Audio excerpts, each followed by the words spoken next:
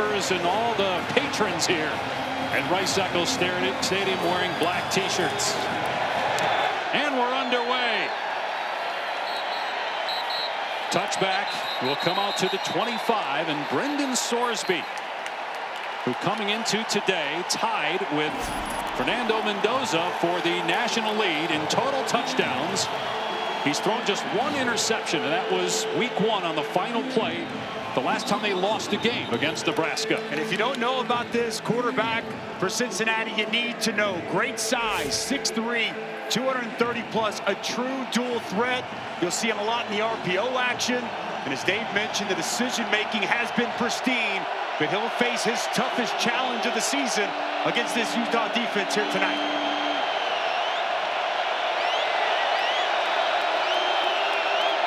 And a jet sweep on first down to Cyrus Allen, who's pushed out of bounds after a gain of 7 on the opening play here on the road for Cincinnati.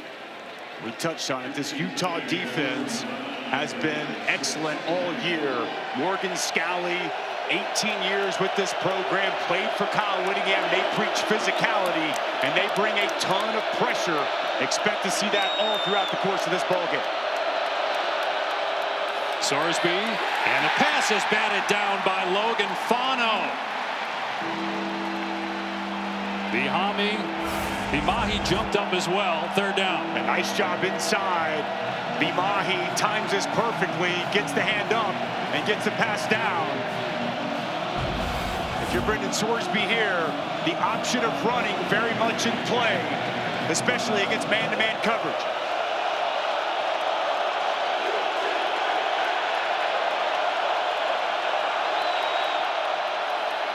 Sorsby again, it's batted down. And once again, it's Aliki Bimahi. 2 batted footballs by the big D tackle, 6'4", grad student from Hawaii. Right here on the interior. And he's just going to work. No penetration as he's working on Tayo. Right in the throwing lane, and he gets that left hand up. And a second straight pass batted to the ground to get the stop. Max Fletcher on to punt.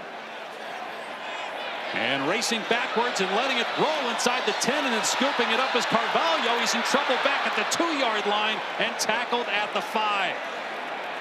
Brought down by Christian Harrison. Excellent punt and coverage by Cincinnati. And this has been a calling card for Cincinnati all season. They've been great on special teams, and field position been a real key to this 7-1 start to the season. Devin Dampier is the starting quarterback for Utah. He is back after missing last week's game due to an ankle injury. Utah still trounced Colorado 53-7. Bird Ficklin played last week at quarterback, but Dampier is back tonight.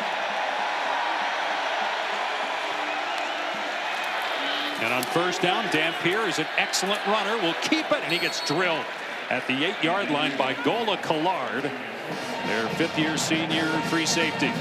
Gola Collard coming off, I thought, his best game of the season last week against Baylor. You'll see these 3 high safeties, and he triggers a nice hit on Dampier.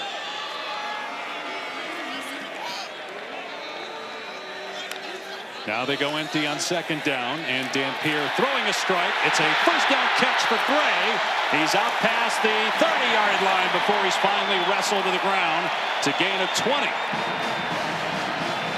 Poor perimeter tackling there for Cincinnati, and a really nice job by Gray making that initial defender miss and getting down the sidelines for nice yards after the catch.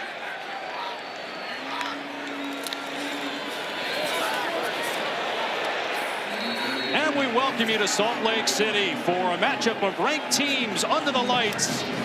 Number 24 Utah, 12 hours after hosting College Game Day for the 6th time, welcoming number 17 Cincinnati. Night mode here in Salt Lake. Black jerseys for Utah with red numbers, and all the fans wearing black T-shirts. Utah trying to keep Big 12 title hopes alive. Cincinnati thinking college football playoff. And a strike thrown here by the Utah quarterback, Devin Dampier, completing it to the tight end, Dallin Bentley. Cincinnati had the ball first, went 3 and out. And now Dampier going to work. He did not play in Utah's last game against Colorado with an ankle injury, but he is back starting tonight and faced with a 3rd down and 4. And one of the best 3rd down offenses in the country coming into this. #1 in the Big 12, #3 in all of college football, and a big reason the way they run the football. And they love to run off this side right here in these situations. Going to run a jet sweep here. And out near the 39 and pushing towards the line to gain is Bray.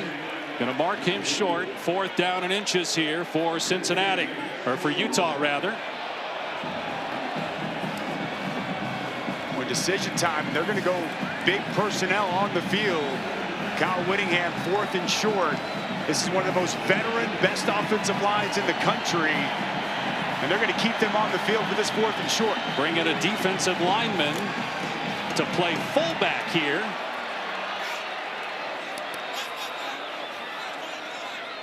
And the play clock down to 5.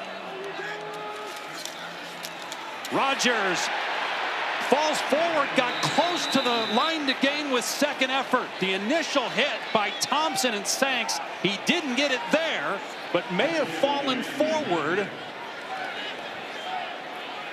Waiting for them to spot the ball, and it is spotted right at the 40.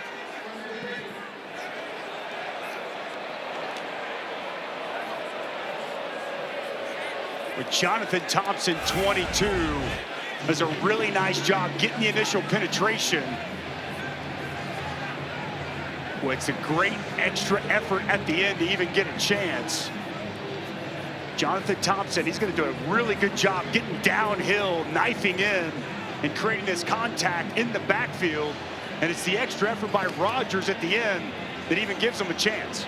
We also can't see if Rodgers is down before that last surge, based on the replay review. It is a 1st down, just enough to move the chains as they go for it on 4th down. When you think about Kyle Whittingham, he's a defensive coach. You don't think about going for it on the opening possession inside your 40 on 4th down. Well, you've got 5 starters up front with at least 21 starts under their belt. They trust these guys. And Akari Rodgers, one of the better short yardage backs in the Big 12. They lean on him and gets it by the nose of the football, and that great 2nd effort. Utah at 6-2, 3-2 in conference play. Cincinnati 7-1, 5-0, tied with BYU atop the Big 12 standings.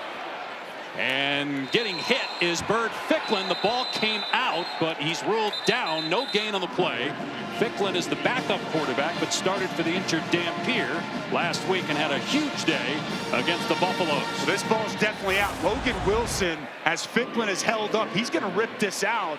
But Bird Ficklin able to come on top of it. Wilson rips this ball, comes clean. And fortunately, that ball on the ground, Ficklin very wisely reaches over and brings it in. So on 2nd and 10, Dampier back out there throwing on the run, and a tie intended for J.J. Buchanan. Christian Harrison, the son of 2-time Super Bowl champ Rodney Harrison, in coverage. 3rd down and 10. They love to get Dampier on the move. It's when he's at his best, but good coverage down the field on J.J. Buchanan, setting up this 3rd and long situation. Tyson Veit, the defensive coordinator, we dial up some pressure here on Dampier.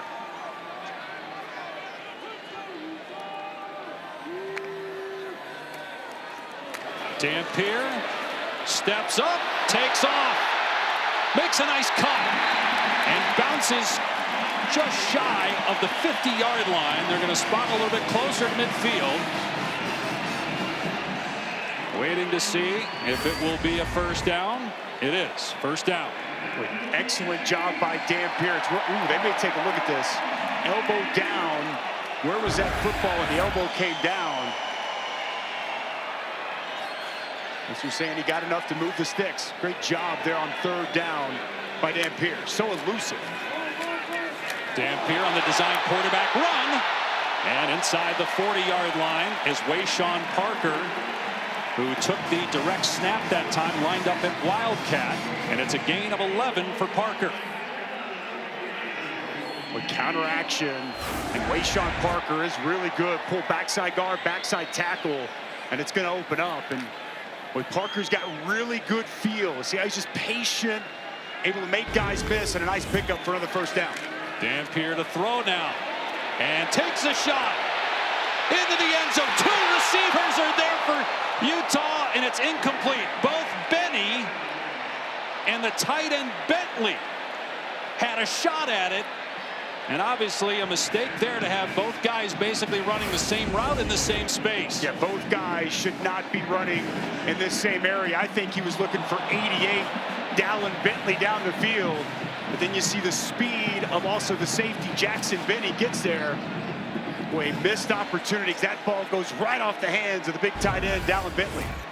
It was a heck of a throw to Bentley if he was indeed the intended receiver. Parker on 2nd and 10, wrestled to the ground after a gain of 4. This drive for Utah started inside its 5-yard line. They'll play 13 of a 5-minute drive coming up here for the Utes. Got to be so mindful if you're Cincinnati defensively of Dampier breaking the pocket and being able to pick up the yards as a runner. We've seen it once on 3rd and 10.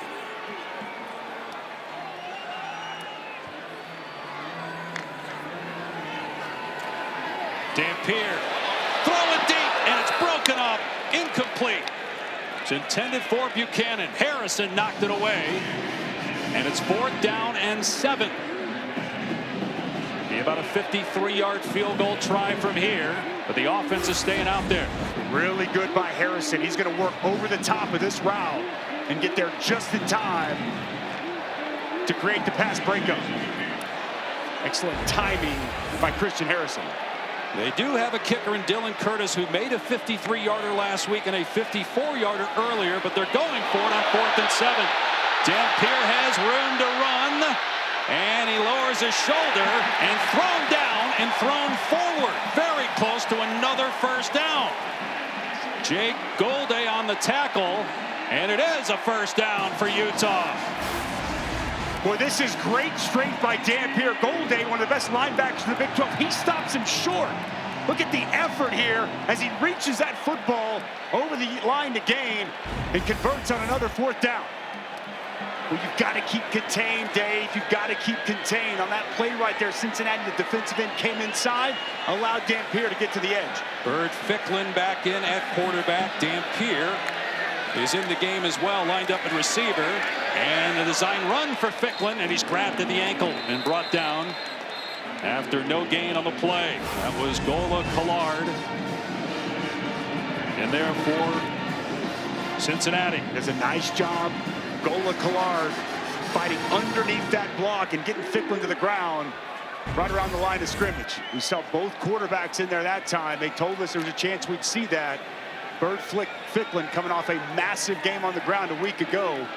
Want to continue to get him touches. Play 16 of the drive. Here's Daniel Gray, the true freshman. There are 2 penalty markers down. Seeing a lot of different formations, a lot of different players lined up at quarterback here on this opening drive, which has taken 7 minutes off the clock. And Cincinnati headed first and went 3 and out. Illegal motion, offense, number 13, 5-yard penalty, 2nd down. That's on Bray. Utah, it's 2 losses against Texas Tech here at home and at BYU. The lone loss for Cincinnati was week 1 against Nebraska. They've won 7 in a row since, the longest win streak for the Bearcats since they went to the college football playoff in 2021. Started 13-0 before losing to Alabama. So 2nd down and 15.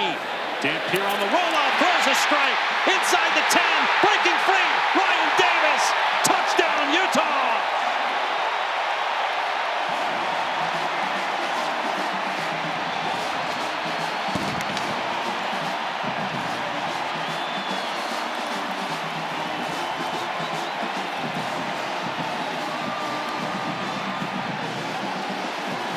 They go basically the length of the field in 16 plays and take up essentially half the quarter, but pay it off with Ryan Davis's 4th touchdown catch of the season.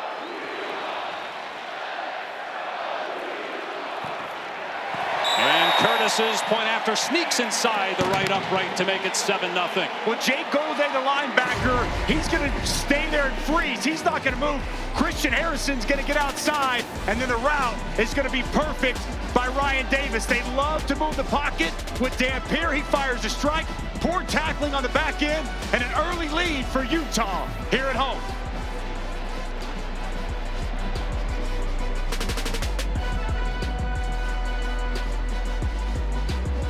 Sellout at Rice Eccles in Salt Lake, and Utah on top midway point of the first quarter, 7-0. Touchback, and so Cincinnati will start on its 25.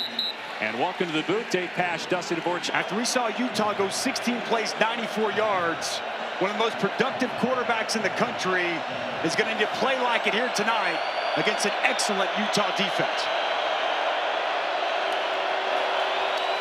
And on first down, they run the ball to Zion Johnson, a true freshman. They're without Evan Pryor, their #1 running back, who got hurt last week. BYU and Cincinnati both 5-0 in the Big 12. Texas Tech will host BYU next week. College Game Day will be there. The Red Raiders are 5-1 and 4 two-loss teams. As Johnson gets the carry again and thrown down. There's a penalty marker down. Jonah Leah with a stop for Utah.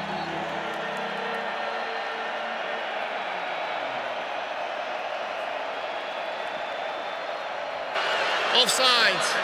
Defense, number 16. Lined up in the neutral zone. 5-yard penalty. Second down.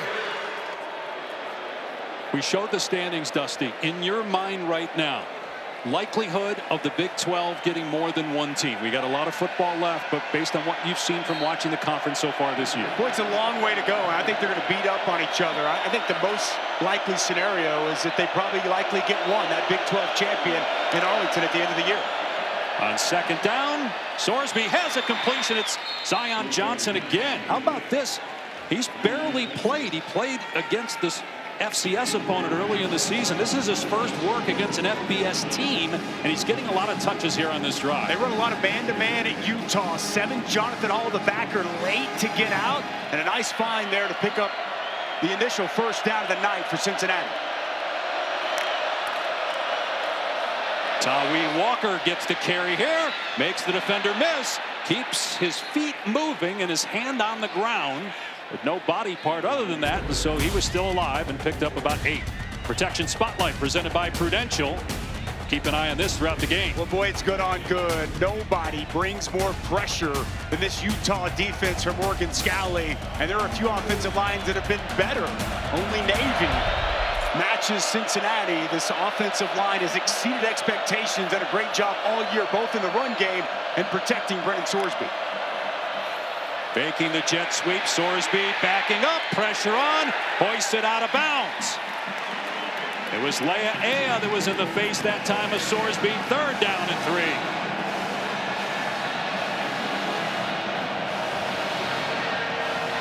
Important third down. We have not seen Brennan Sorsby as a runner. I mentioned 6'3", 230 plus. Be a good time here at least to get him on the move and give him a run pass option in what feels like a big third down here early.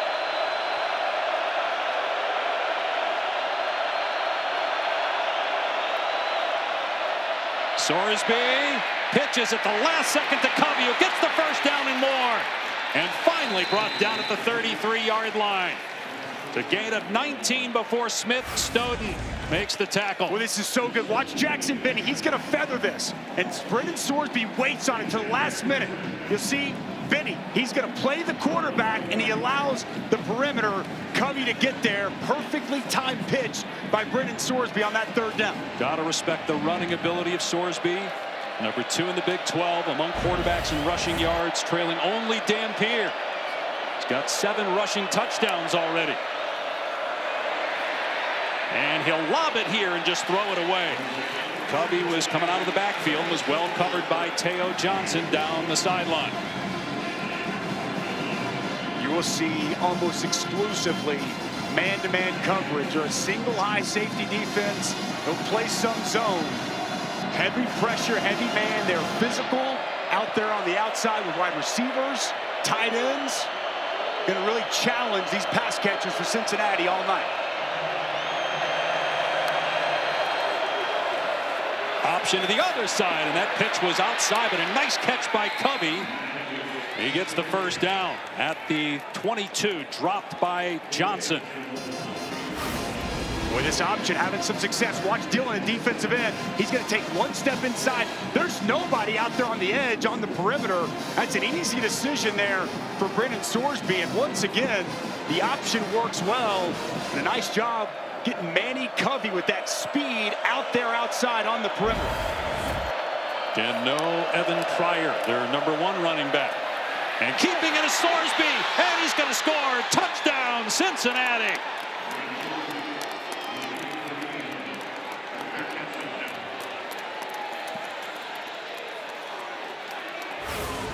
Well, it's a quarterback counter, pull backside guard, and the tight end to come across, and Sorsby is going to hit this downhill.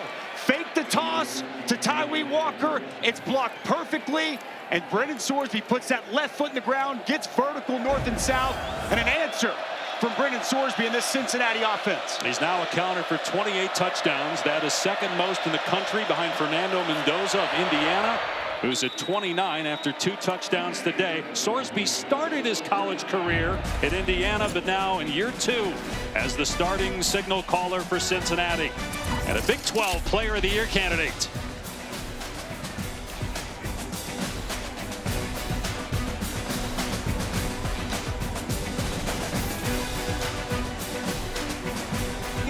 There, the Utah fans were up and at him, the Cincinnati fans. I didn't see you though, Dave Pash. You sleeping in this morning? I was watching. I had the best seat in the house. Hey, you got to get your beauty sleep. I understand. I get it. 7-7 game.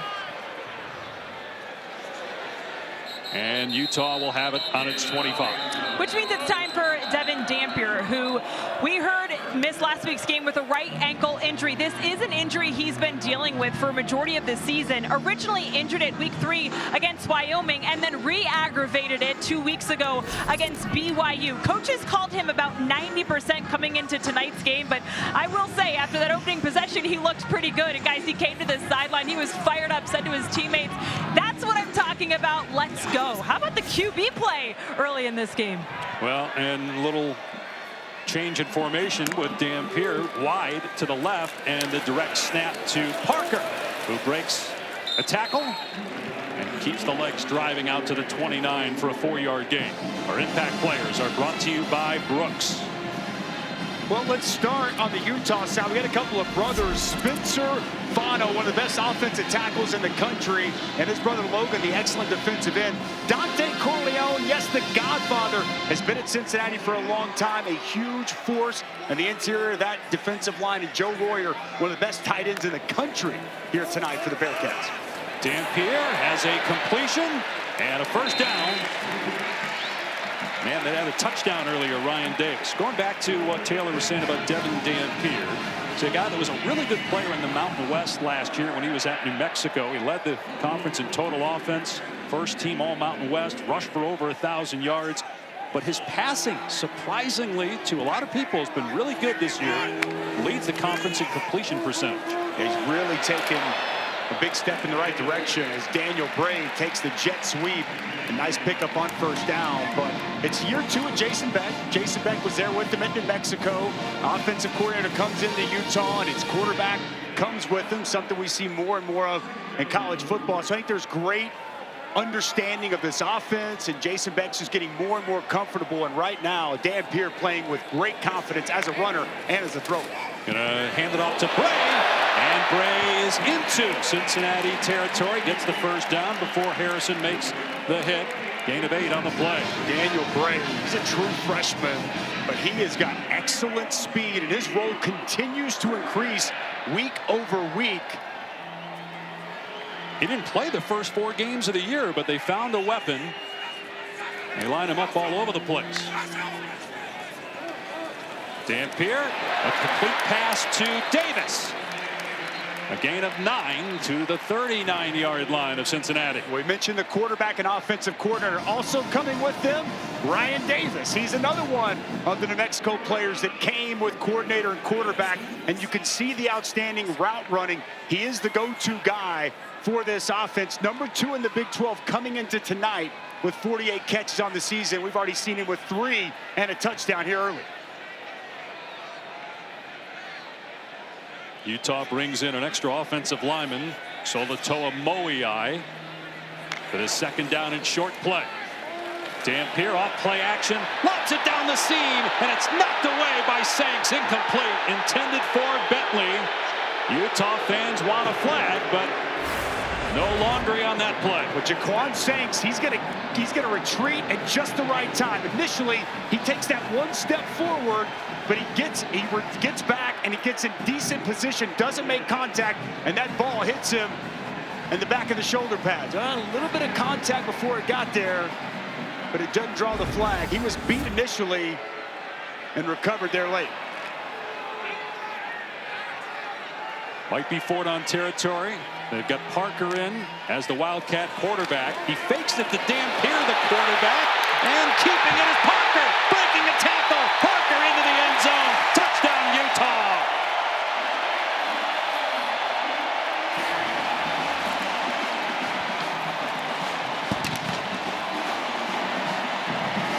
That's where we are in college football in 2025. You got a running back lined up at quarterback, faking the handoff to a quarterback coming in motion, and then taking it himself all the way for a touchdown. Great creativity by Jason Beck and the Utah offensive staff. A 39-yard touchdown run by Parker. And Curtis makes it 14-7 Utes. Well, you described it perfectly. Let's take a look at it. It's excellent blocking. How about Togiai? The offensive guard's going to come back, and they call it the Rhino position. It's going to be 49. Moiai is going to get up to the second level, and we're going to see Wayshawn Parker hit this downhill. Got great flow with the way he runs, and excellent speed in the open field, and the Utes back on top.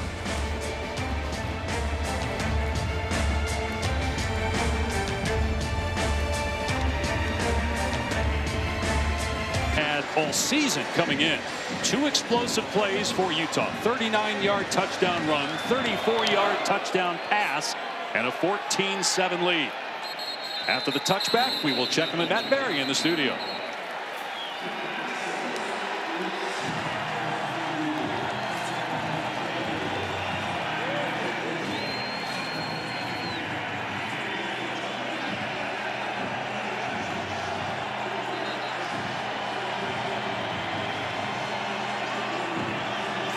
Top 10 teams losing today, with Miami and Vanderbilt also going down. The calendar changed in November, and we know college football gets wild this time of the season. A lot of moving and shaking. They're inside the top 10 here on November the 1st. See if Brendan Sorsby can get going. Just 1 of 5 passing. He had 2 knockdowns on the opening possession. He'll hand it off here, and there's room straight ahead. Tawee Walker gets a first down and a gain of 11. Well, this has been a very good rushing attack for Cincinnati this season. They're coming off their best game. They ran for 265 a week ago against Baylor. And Tawee Walker, former honorable mention All Big Ten at Wisconsin. Nice job on the cutback on that zone run. Sorsby flipping it downfield and throws it out of bounds. Trying to hit Goody. Johnson had him covered, though, and so it'll be second down. Sorsby from Lake Dallas, Texas, was lightly recruited. Abilene Christian was the only school that showed interest early on. He started out at Indiana, was there for a couple of years, started 7 games, and now in his second year starting for Cincinnati.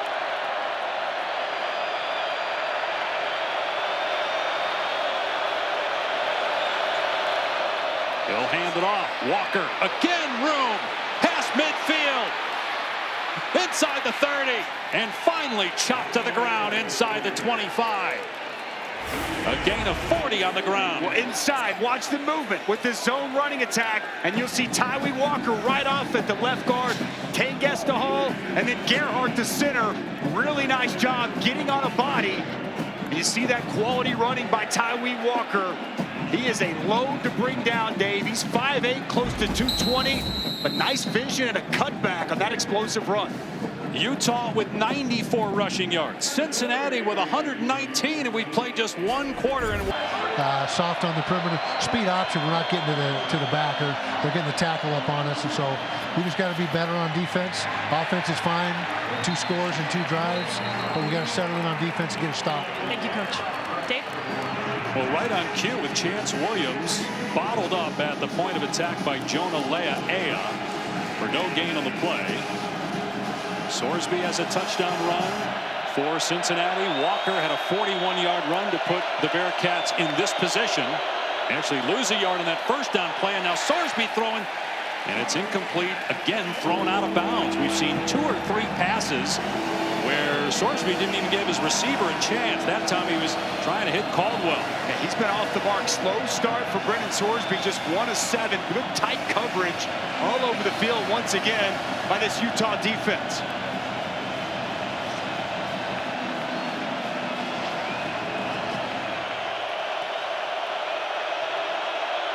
Cyrus Allen, their go-to guy.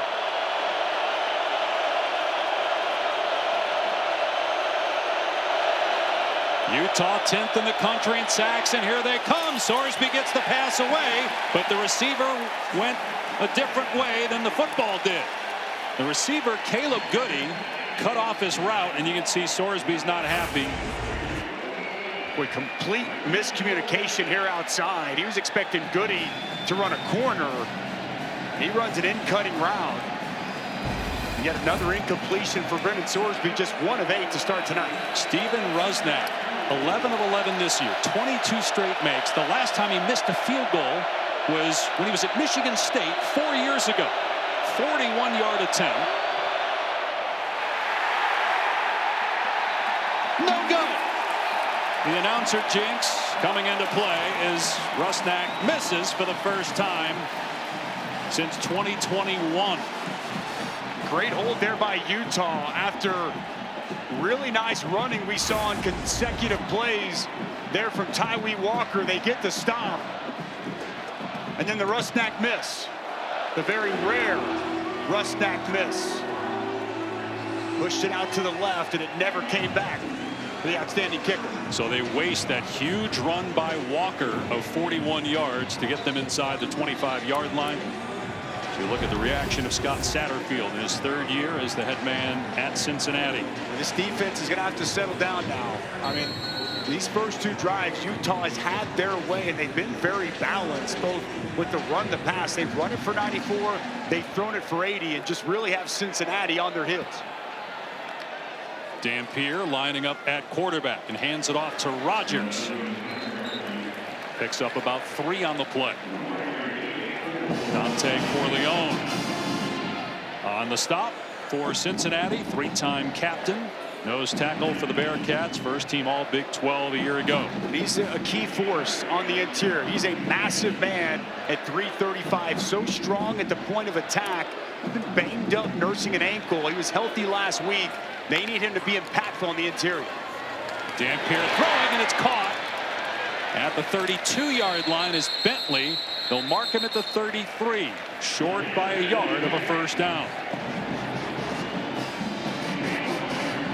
We've seen in these short yardage situations already Wayshawn Parker line up as a Wildcat quarterback. We've also seen Nakari Rogers in the Wildcat as well. Dampier is going to be back there as a quarterback in this spot, though. We've touched on all night, a very elusive runner. He'll keep it himself, finds a running lane, picks up a first down out past the 40. We continue to see Solatoa Moiai in there as an extra offensive lineman. You'll see the defensive end, Micah Coleman, just get straight up the field. The hesitation by Dampier, and easily converts on that 3rd and short.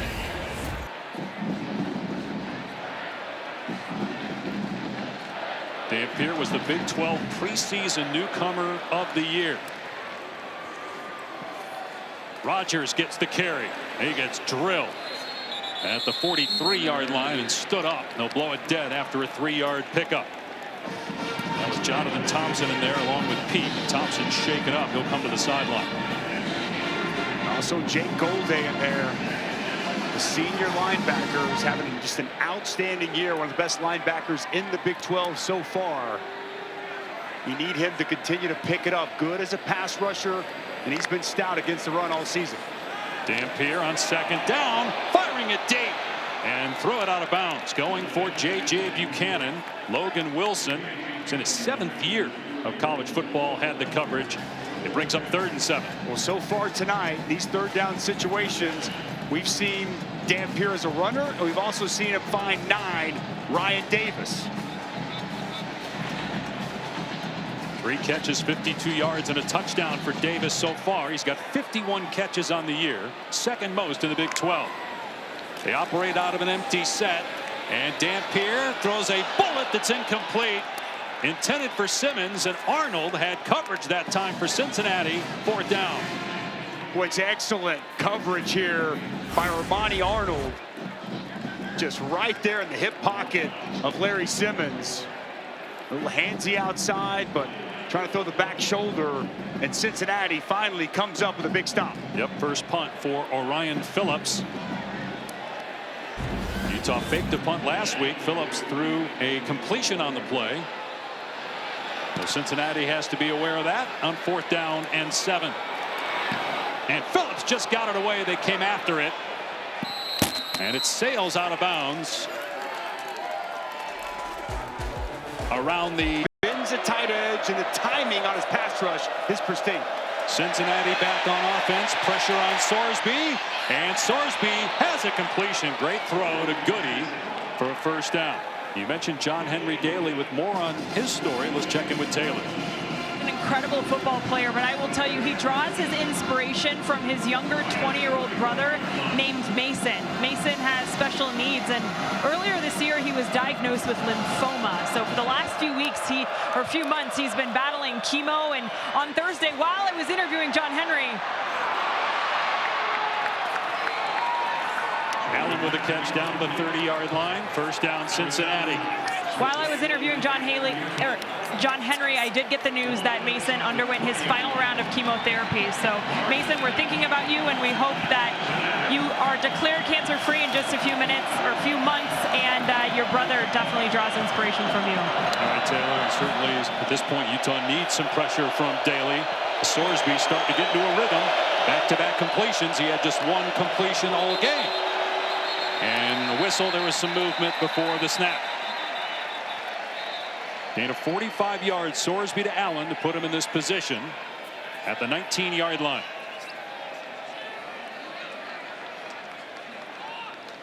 Full start. Defense, number 50. 5-yard penalty. 1st down.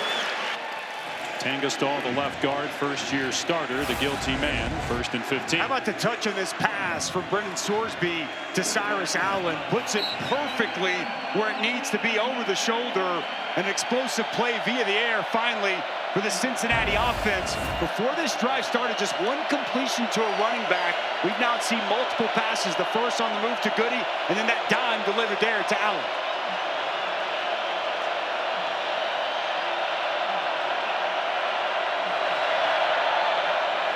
They run the option again. Sorsby keeps it, faking the pitch to Walker. He fumbles the ball.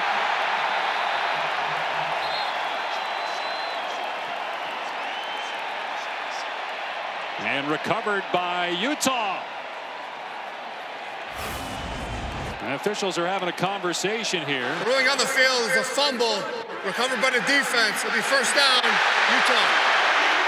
And Dave, I don't think he's down. 7, Jonathan Hall comes in from the backside, uses that right hand and punches this ball out before it looks like Sorsby goes to the ground.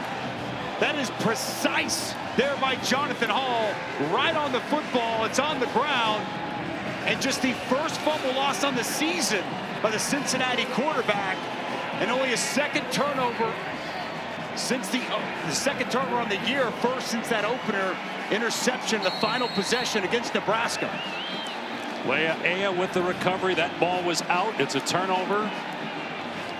So a missed field goal inside the 25, and now a lost fumble.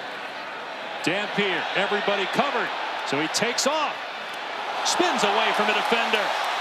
And then finally scoots out of play.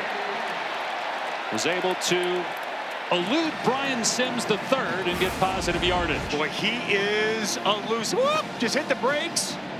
And the defender is going to fly right by. Good pursuit there from Brian Sims III, but an even better counter by Dampier. Hitting the brakes and hitting the spin move. Little B button there from Dampier, Dave. And a gain of 5 on the play. Dampier running again. He gets drilled. Sims got him back. He came in with the big hit. And a 1-yard gain. 3rd down. Really well timed there by Brian Sims. Lowers the shoulder and drops the boom on Dampier. 3rd and short in a ideal situation for this Utah offense. So good running the football. Their big back, 21. Nakari Rogers entered the game. With that offensive line, I'd expect them to keep it on the ground here. 1 for 3 on 3rd down for Cincinnati. 3 of 6 for Utah. A couple of 4th down conversions for Utah on its opening touchdown drive. Dampier with a blocker gets a 1st down past the 30. And Rogers, the running back in front, blocking for him. Golday on the tackle, but after the chains are moved. Well, it's a really good job. Watch, you're going to pull this tackle out here, and he's going to do a good job helping set the edge for Dampier on the outside. Lomu, another excellent offensive tackle. We've touched on Fano, 55, but also 71. It's probably the best offensive tackle tandem in college football. Play action pass. Dampier hit as he throws over the middle deep. And it's knocked away at the last second, incomplete. Xavier Williams breaks up the pass intended for Jackson Benny. And pressure by Golday in the face of Dampier.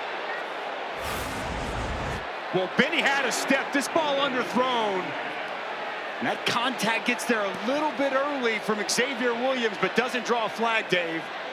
Benny had about 3 steps. That ball, if it's thrown on time, it's a walk-in touchdown. Give Williams credit for making up the ground and getting in there for the pass breakup. Dampier throwing again. It was high but caught. Ryan Davis pulled it in at the 38 before he went out of bounds. Gain of 6, 3rd down, and Davis is shaken up. Coming into today, he had 25 more catches than any other receiver, wide receiver, on the Utah roster. So obviously the Utes hoping Davis is all right, and looks to be just that. He'll have to sit out for this play, though.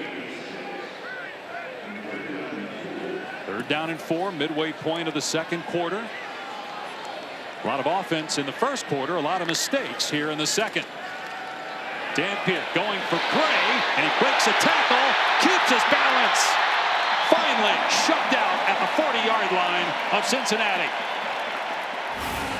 A pickup of 22. Well, Daniel Bray's going to be out of the backfield. He's just going to go to the flats, and it's an easy throw as the corner late to react and then unable to get Bray on the ground. That's a missed tackle on the edge by Arnold, and outstanding yards after the catch for Bray.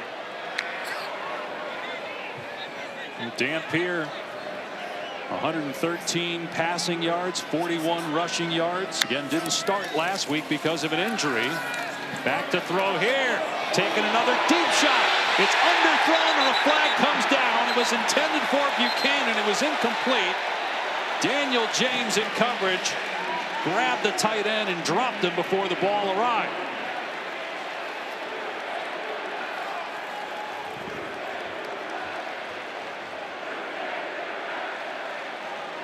Pass interference. Defense. Number 25. 15-yard penalty. 1st down. Well, J.J. Buchanan, he's a tight end, but he also flexes out wide. You'll see 25, Daniel James. I mean, there's a lot of pushing and shoving, way too much contact. Kind of wraps up Buchanan. Seen some contact early, that way too much contact, and an easy call on the pass interference. Second penalty on Cincinnati from the 26 of the Bearcats.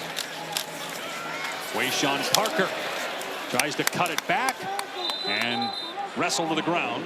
Initial hit made by Burns. A couple of other defenders had to come in, though, to clean it up. Wayshawn Parker had 39-yard touchdown run earlier in the game. Utah looking to add to a 7-point lead.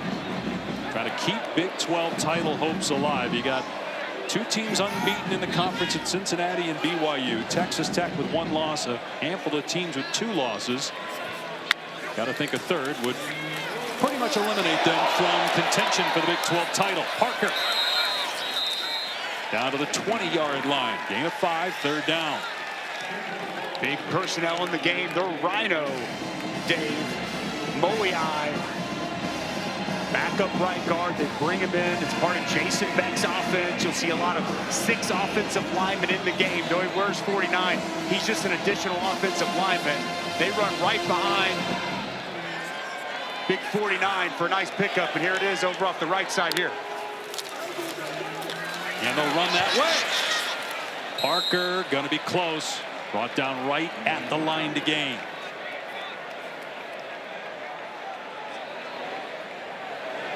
Gola Collard on the hit. It's a first down.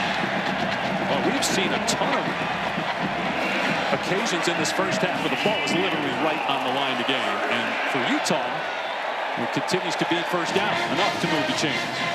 Did have that 4th down in inches on the opening drive, but Kyle Whittingham went for it inside his own 40, got it, and then they ended up scoring. They've got Parker lined up as the Wildcat quarterback. And he can't find room this time. Only a 1-yard run. Ormani Arnold on the stop. Micah Coleman also in there for Cincinnati. Got to take advantage of the Sorsby turnover. The first by Sorsby since the opening game when he threw a pick the last play in a loss to Nebraska. Dampier looking downfield. Everybody covered, backing up, being chased, and he throws it away. Antoine Peak Jr. had the pressure. Was excellent coverage down the field. Dampier trying to buy as much time as he could, but nothing going to come open. Just blanket coverage everywhere. Dampier's going to look, and he waits as long as he can. Coverage everywhere. Really well done here by Cincinnati. Set up this 3rd and long situation. From the 15-yard line of Cincinnati. And they go empty here with Dampier. He'll throw a fade into the end zone, and it is caught, but out of bounds. Creed Whittemore, with only 2 catches on the year, could not get a foot down, and so it's 4th down. Well, this was close. Whittemore gets his right hand on him. This ball hits the ground. And Cincinnati gets the stop and forces the field goal attempt here from Utah. A much needed stop for Cincinnati after the missed field goal by the Bearcats and the turnover. And now Dylan Curtis, who was 8 of 12 on the season, will attempt a 33-yard field goal to extend the lead. The snap wasn't great, but the kick is good. Phillips got the ball down the holder, and Curtis puts it through to make it 17-7 Utes.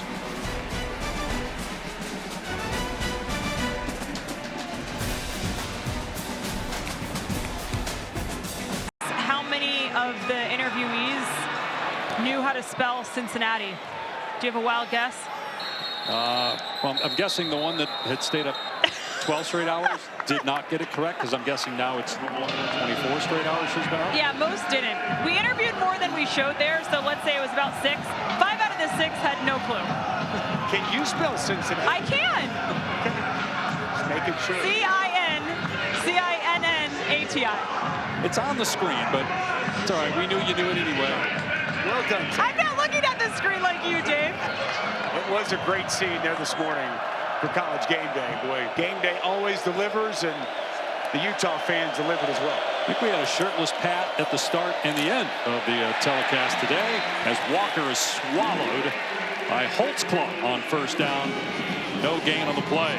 Boy, they rotate all these D linemen. They're 10th in the country in sacks and 9th in points allowed. They give up 14 per game. That's Morgan Scalley, who's in his 10th year as the D coordinator. He's the head coach in waiting. Sorsby with the back shoulder throw, and it's broken up, incomplete.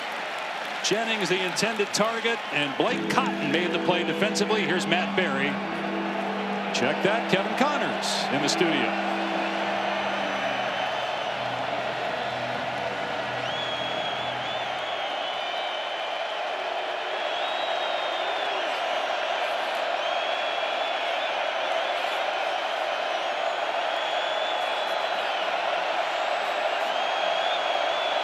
Yeah, Kevin, 3 top 10 teams knocked off today, including Miami and Vandy. On 3rd down and 10, over the middle, incomplete pass. It almost ricocheted to the defender Hall for an interception. And it was Scooby Davis in coverage. The pass intended for Allen, 4th down. Boy, the coverage just so tight everywhere with this Utah defense. Scooby Davis going to be right in the hip pocket here of Cyrus Allen. Gets that right hand here at the last second. Another pass breakup. It is tough sledding against this defense. Carvalho is the deep man. And he makes the fair catch at the 30-yard line.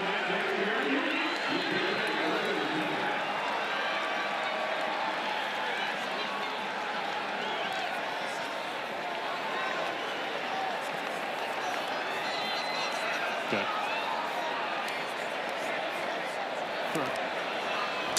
Brendan Sorsby does have a touchdown run, but he struggled passing and he lost a fumble.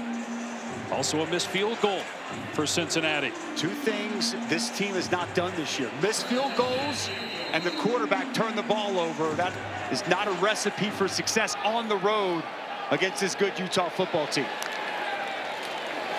Gray gets the handoff, and he gets drilled by Gola Collard after a 5-yard gain. Kyle Whittingham, year 21 as the head coach, 31 overall, including a decade as an assistant at Utah. 2nd longest tenured coach in FBS behind Kirk Ferentz. And it feels like, if you look at the fact that 10 FBS coaches have been fired already this season, that days like this are long past. We're not going to see guys stay in 2 decades or more at one particular school going forward. As Parker hands it off to Dampier, who's going to throw it downfield, and it's caught by Davis. Tackled at the 19-yard line of Cincinnati. A gain of 45.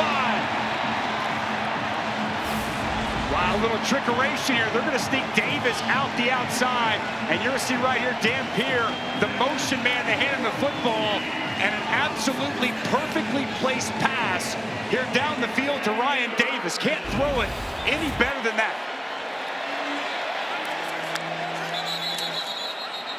And now penalty marker down.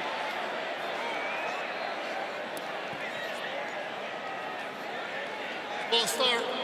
Offense, number 52. 5-yard penalty. 1st down. Do you agree, Dusty, going back to Whittingham, about days of a coach being at the same school for 20+ years, that we'll ever see this again? I mean, we might see it again. I think it's just going to be very rare. I mean, it's tough. The pressure that's on these coaches to produce and to sustain it consistently over the amount of time, like we've seen from Kyle Whittingham. Kirk Ferentz still going strong at Iowa. Mike Gundy started the same year as Kyle Whittingham, and he's already been let go this season. As Parker breaks a tackle, tries to bust it to the outside, and still going before he's finally brought down by Logan Wilson. Boy, he earned every bit of that 1 yard that Wayshawn Parker just picked up. 6 yards because they, you know, 5-yard penalty, but man, just physical, tough running. How about the contact balance after that initial hit? And he continues to fight through the arm tackles of Cincinnati. Just an excellent run by Wayshawn Parker. That'll take us to the 2-minute timeout. Utah looking to go up 17 at halftime. 2nd and 9 when we come back.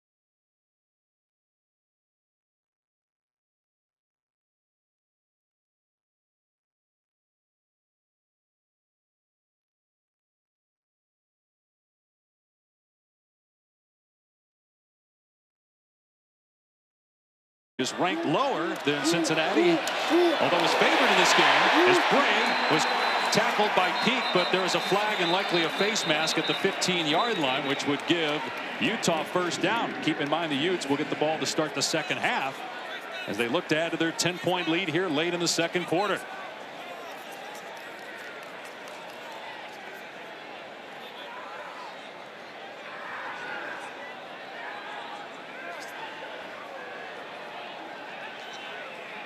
Personal foul, face mask, defense, number 5. Half the distance from the end of the run, automatic first down. Christian Harris used that right hand. It's barely, you couldn't tell if that was the face mask, that was his jersey, but it draws the flag, and the poor tackling continues here for Cincinnati in this first half, Dave. Moai will check in. Motua Puaka, a defensive lineman, will come in as a extra blocker. He's lined up at fullback. First down and goal from the 5-yard line. Rogers dragging a defender, and then finally Peak is able to get him to the ground after the 3-yard run. Second and goal. But there is a lot of beef on that line of scrimmage, Mr. Pash. Big personnel in. First charge timeout, Cincinnati. This smart timeout by Cincinnati is out as much as anything, Dave. Motua Puaka in at fullback again. Cincinnati jumped. There wasn't contact, and now they do throw the flag. The Utah offense was saying, yeah, Corleone made contact, and therefore should be an offside penalty, which would move it about 9 inches. Offside, defense with contact. Number 2, half the distance to the goal, second down.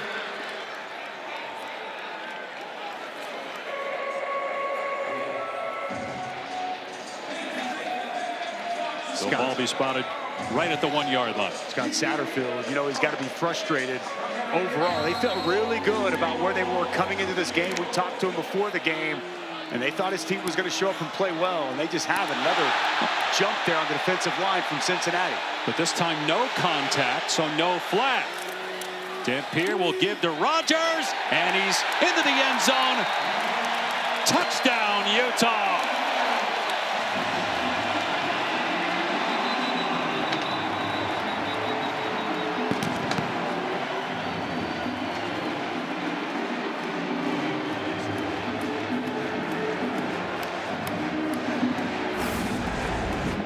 Talk about the big bodies on the right side. Look at this bunch, and they're just going to follow right off the right side of this offensive line. And you see the power by Rogers. He's met right there at the goal line by Antoine Peak Jr., but no denying Nakari Rogers from the end zone.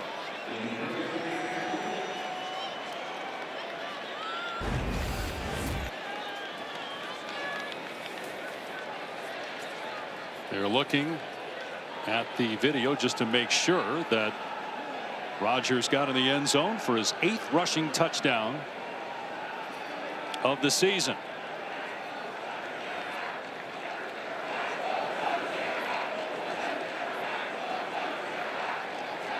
Utah with 315 yards of offense, 156 on the ground. Parker with 74 and a touchdown. Now Rogers with a touchdown, and Curtis on for the point after. It is 24-7. Now Cincinnati has 2 timeouts and a minute 19 to work with when it gets the ball back. Let's go down to Taylor. But Dave, some important note here. Spencer Fano on that last drive was helped off the field by trainers, went straight into the tent. So this is one of the best offensive linemen in the country, a huge piece of this offense. Starting right tackle number 55, currently in the tent. We'll get more information at halftime. Keep you updated. And he, along with all those guys up front for Utah, have had a tremendous first half. Fano, Mel Kiper has his #1 offensive tackle, and that entire offensive line has been great. But he's a captain, he's a leader. Coaches talk to us about his personality and the juice and energy he brings to this football team. Definitely something to monitor here throughout the course of this game.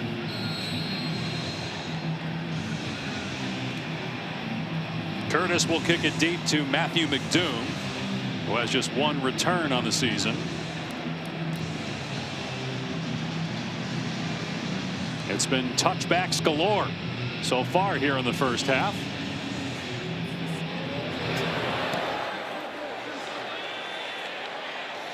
And once again, a touchback. Well, he came in and he was one of the most productive players in the country coming into the night. 27 touchdowns accounted for, 3 of 12. Some overthrows down the field. I want to credit the excellent coverage down the field and all over the place from Utah. But Sorsby has been just a little bit off. Here, miscommunication with him and his wide receiver. We touched on this earlier. Jonathan Hall, the linebacker, Utah, punches this ball out. First lost fumble of the season for the Cincinnati quarterback. And I think this is an important drive here before half, Dave, that they can get something going and try to steal some points going into halftime. He's actually completed his last 2 passes. And that one's tipped into the air and picked off. Intercepted by Snowden. Then he loses the ball. A battle for it inside the 5-yard line. No signal yet as to who got it. First interception of the year for Snowden. 3rd batted ball in this game by Utah. Snowden then fumbles it forward. And Cincinnati comes up with the football. Caleb Goody tracks it down inside the 5 to avoid disaster. And I think this one, Dave, goes off the right tackle, DeAndre Buford. As Sorsby throws this football, he's going to hit the big right tackle right in the helmet. Ball pops up and picked off, and then Cincinnati very fortunate. That ball comes out, and they are able to get on top of it inside their own 5. That was Cyrus Allen. Forced to fumble. I mean, they go in there and score, or they get possession and eventually score. 31-7 at half, and getting the ball back. So for now, Cincinnati averts disaster, but they're backed up on their 2-yard line with a fresh set of downs. First pick for Sorsby since the first game against Nebraska. They'll run Walker, try to give Cincinnati some breathing room, and he gets about 5 yards. Now does Utah use some of its timeouts? They will. Clock stop with 47 seconds left. On for Brian Kelly. 51 seconds left. 2nd down and 6. Another run play. Walker to the 10. And Utah will call another timeout, stopping the clock with 42 seconds left. Though the clock is still running, they'll have to add time back on the clock. It finally stopped at 38, but they should add about 5 seconds onto the clock. Well, we knew this was going to be a challenge for Cincinnati, but the Bearcats have not helped themselves at all. No, they haven't. I mean, 2 turnovers here already. Obviously, the second one, they're able to get back, but the offensive passing game has just not been there for Brendan Sorsby. Credit this Utah defense, but they've also been their own worst enemy. Mistakes, missed field goal, just not going to be conducive of success. And where the Cincinnati defense, the other side of this, Utah has pretty much done whatever they wanted to when they've had the ball offensively. It's not an understatement to say that Brendan Sorsby has played as well as anybody in the country coming into this game. But 3 for 13 with a lost fumble and a pick in the first half. And maybe his biggest stage yet at Cincinnati. And now 3rd and 3. They did put time back on the clock. 47 seconds left. Utah still has a timeout if Cincinnati just runs the ball and doesn't get a first down. Sorsby slings it in traffic, but it's caught by Jennings. A first down.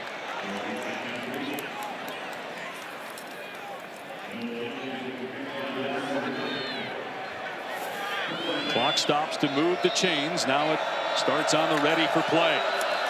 Sorsby off play action. And again goes for Jennings.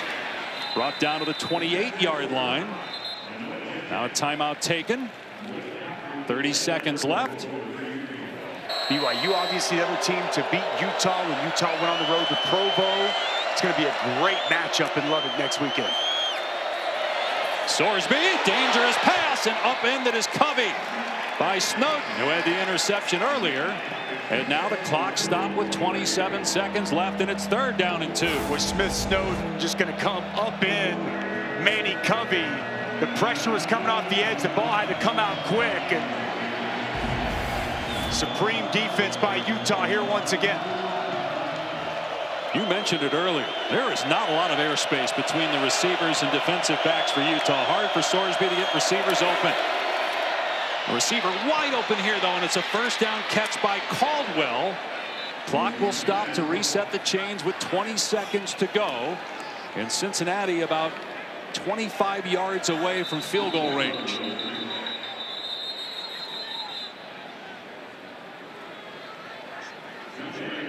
Officials timeout for an injured player of the defense.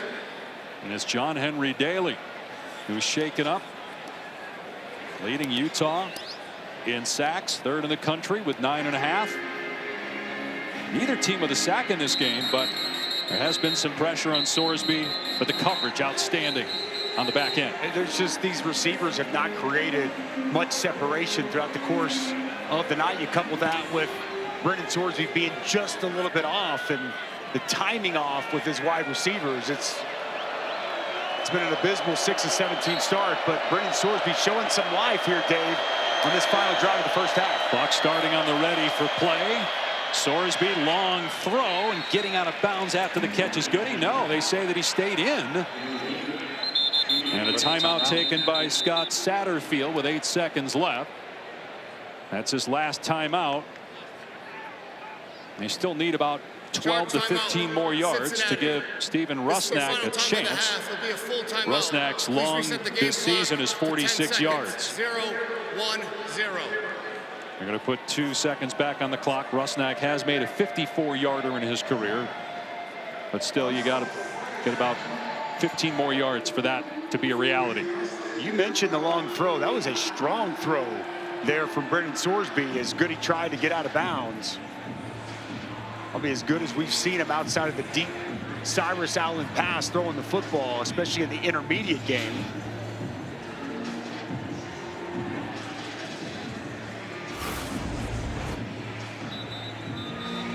Far hash all the way outside the numbers. Nice job plucking that by Goody. Well, he was close to getting out of bounds. Yeah, surprised they said that he was inbounds there and ran the clock.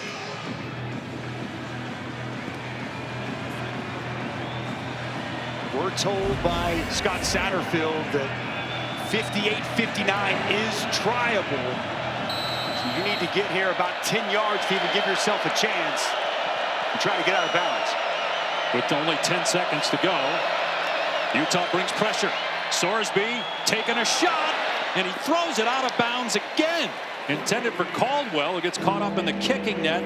That is the 5th pass by Sorsby in this game that's been thrown out of play. And this ball just sails on him. And this is Caldwell at 6'5", and he's got to step down the field on Blake Cotton, and that ball just continues to sail out of bounds. Caldwell unable to bring that in.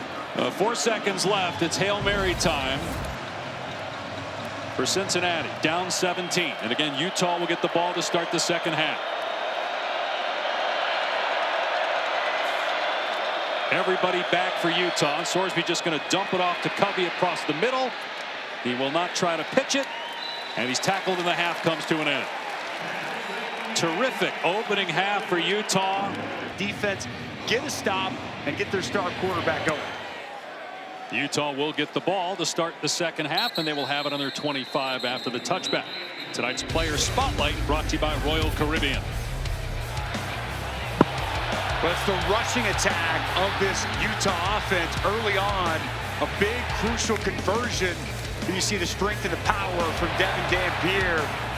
Here's the speedy, true freshman Daniel Bray on end around. And how about Wayshawn Parker? His big 39-yard touchdown run. Excellent blocking up front.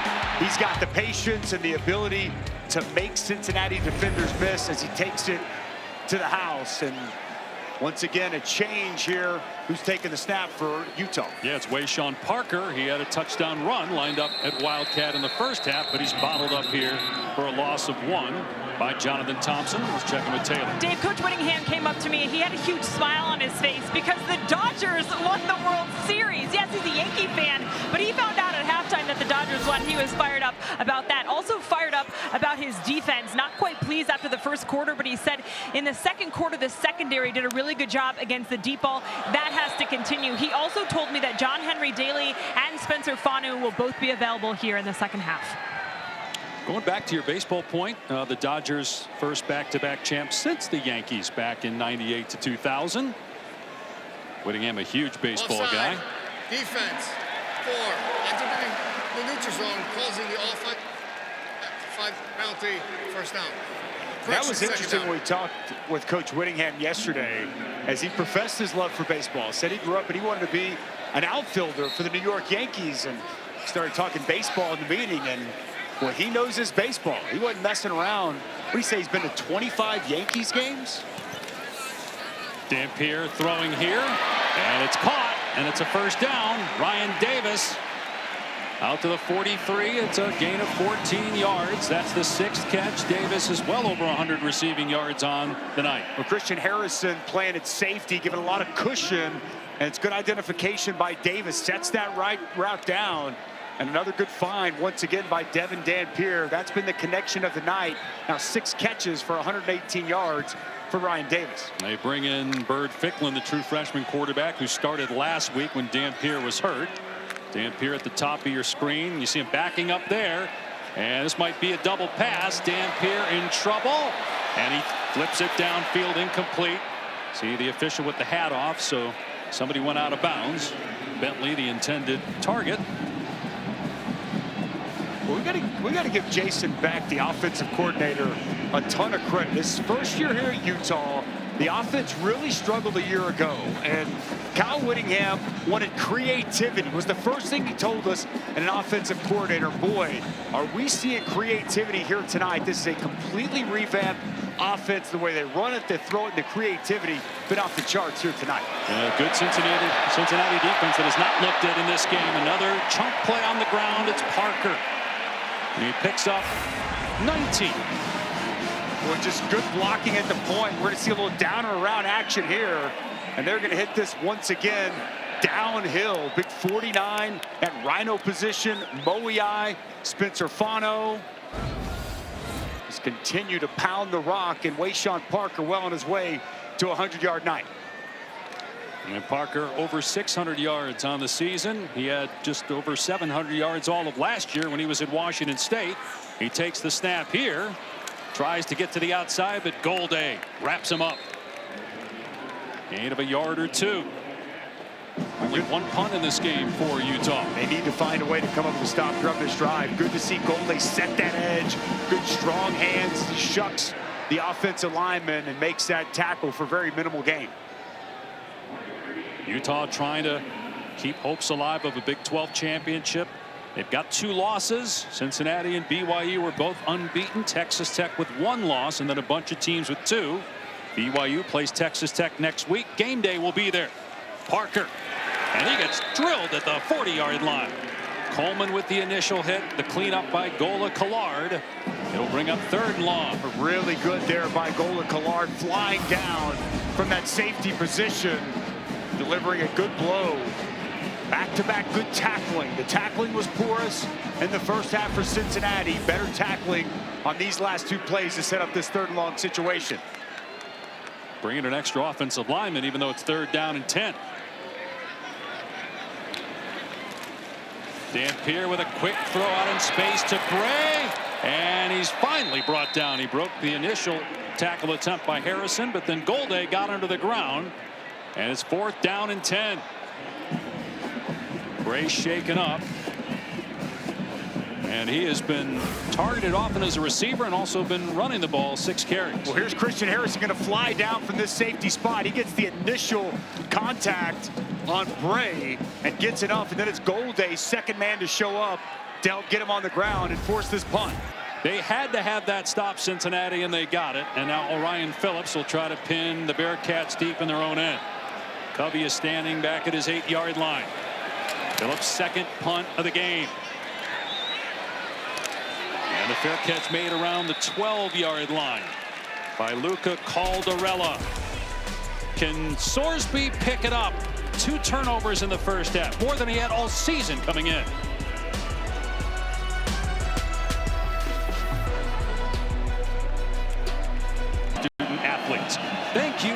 State. Coming into tonight, Brendan Sorsby had been playing as well as anybody in the country. Tied for the most touchdowns and only one turnover going back to week 1.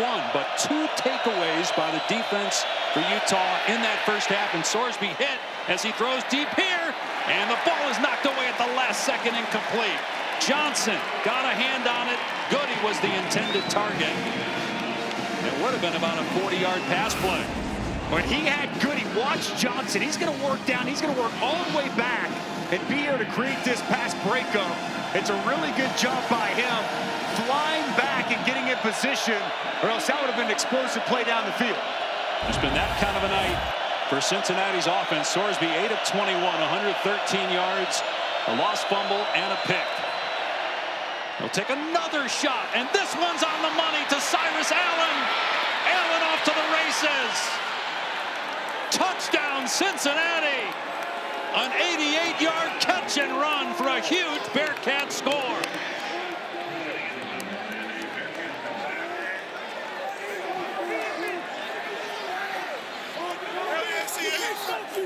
Boy, this is exactly what Cincinnati needed. The defense gets a stop, and Brendan Sorsby steps up. Man-to-man on the outside, Cyrus Allen, that's his 10th touchdown of the season, and he just burns Smith Snowden. One-on-one, safety not able to get over the top. What a start here for Cincinnati in the second half. And Allen now second in the country in receiving touchdowns. Extra point makes it a 10-point deficit for Cincy. So Brendan Sorsby's going to work Teo Johnson over. His eyes are going to start over here, and he's going to keep Teo Johnson from getting over the top. When he works back and he snaps 2, ball is out of his hands. Cyrus Allen has the step, and it's a foot race to the end zone, and one Cyrus Allen not going to lose. That's the Brendan Sorsby we've seen all throughout the course of the season, and that's exactly the response Scott Satterfield wanted to see from his football team.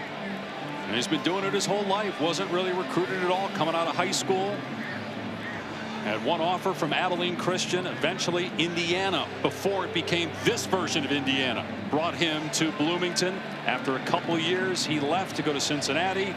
Had a terrific season last year for the Bearcats, but they struggled down the stretch, losing 5 in a row, and not many people were talking about him coming into the season.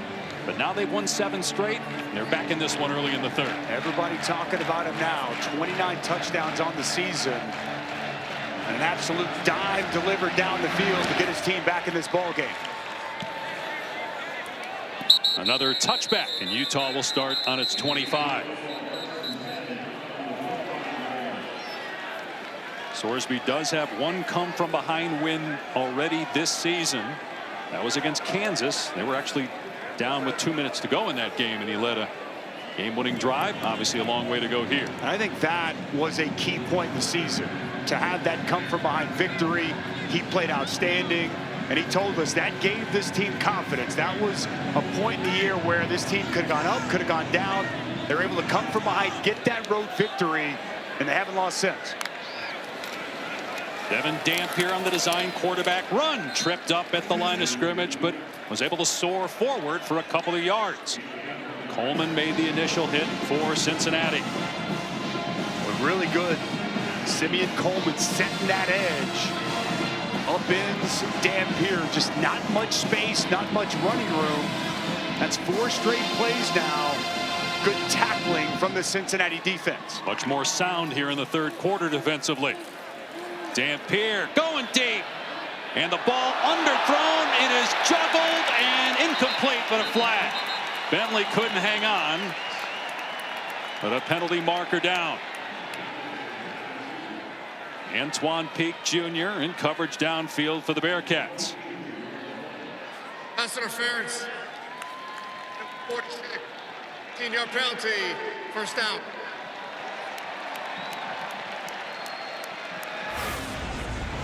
Dallin Bentley, kind of a screen and go. He's going to bluff like he's going to block on the perimeter. And Antoine Peak Jr. just never quite gets turned around. Too much contact, draws the flag. And the pass again incomplete, so be Be a 15-yard penalty out to about the 43-yard line. That is the 6th penalty on Cincinnati in this game.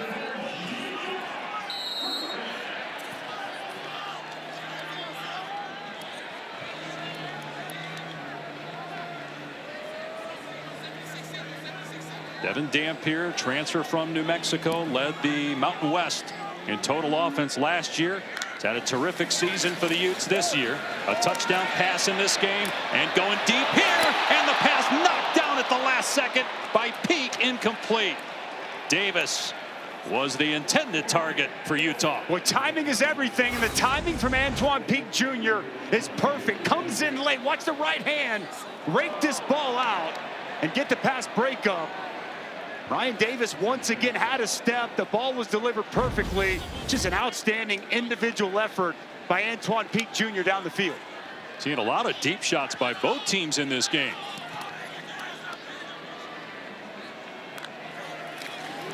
They fake the jet sweep. Dampier finds some room, and he's got a first down with that great hesitation. To the 45-yard line of Cincinnati, and a gain of 13. Once again, they're going to pull backside guard, backside tackle, and it's going to set up right there inside.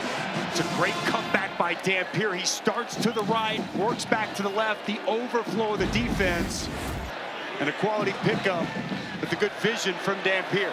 He's right at 500 rushing yards on the year, 1,100 rushing yards last year. But his passing has been on point here tonight. A strike to Buchanan, and another Utah first down and a gain of 15. Well, he is throwing the football with conviction. Ball jumping out of his hand. This is the best I've seen him throw it all season.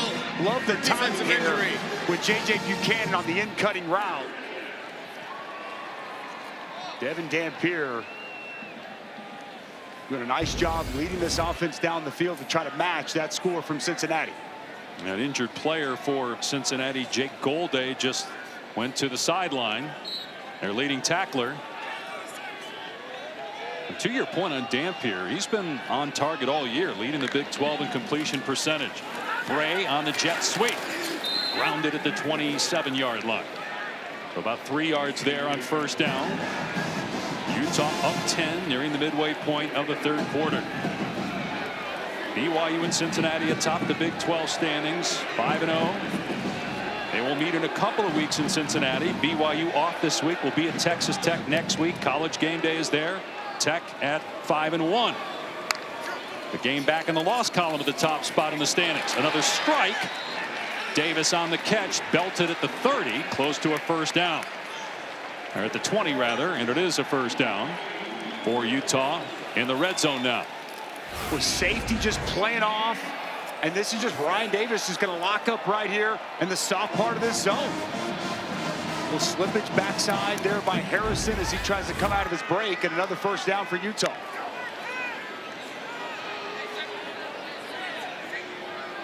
A nice response here by the Utes after Cincinnati had the big play. Offensively, they fake the jet sweep. Dampier to the end zone. A lot of contact, and it's incomplete. And no flag. Buchanan, the intended receiver, Matthew McDoom, had the coverage. Well, and he's given up a lot of size. They wanted to isolate Buchanan, who's 6'3" on the outside with the 5'9". McDoom. There's some contact, but they're both pushing on each other. I like the no flag there. And how about the right hand raking that ball away last minute by McDoom? I'm with you. A lot of contact, but both guys going for the ball. Those guys were fighting there for position, and McDoom able to make a play, giving up about 6 inches. A little false start on the right side by Utah there. That's the 4th penalty on Utah. They got that heavy package in with Moei, that 6th offensive lineman. We've seen that a lot throughout this game. Sometimes we've seen 7 linemen. Offense, number 55, 5-yard penalty, second down. Spencer Fano, right tackle.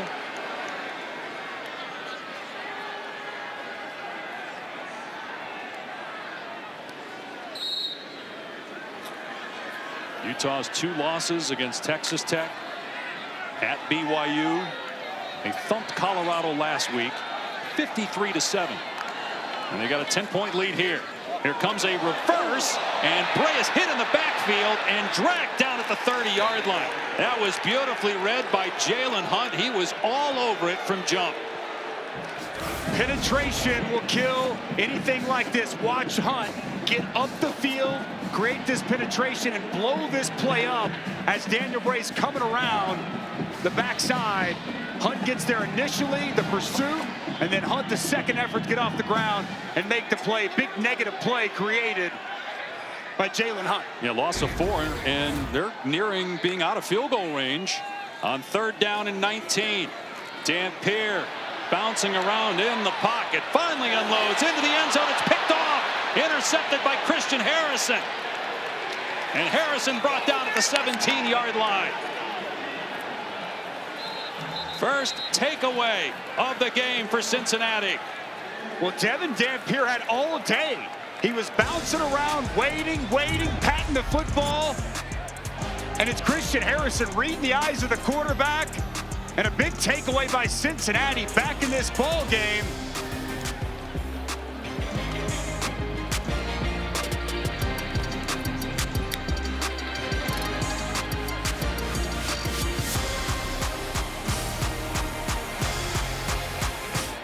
Virginia 11 and Memphis right now for me will be the highest ranked group of 5 team. Fans, don't forget to go to ESPN.com/All-State Playoff Predictor and check out your team's chances to make the college football playoff. A gain of 2 for Chance Walker on 1st down. And obviously Chance Williams. A lot of football left to be played. What did you think of my bracket that I've been working on here throughout the course of the evening with games coming final? I think Ohio State's better, but I like the fact you had Indiana ahead of them. I think the resume says they should be 1. Blowing teams out this year, Dave. Everybody.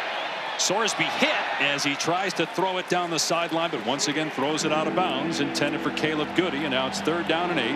There are 2 takeaways by Cincinnati, the interception earlier, and then there was a forced fumble recovered by the Bearcats after Sorsby threw a pick. Utah was going to go in and score either on that play or after the interceptor was down, and that's why it's 24-14 instead of 31-14.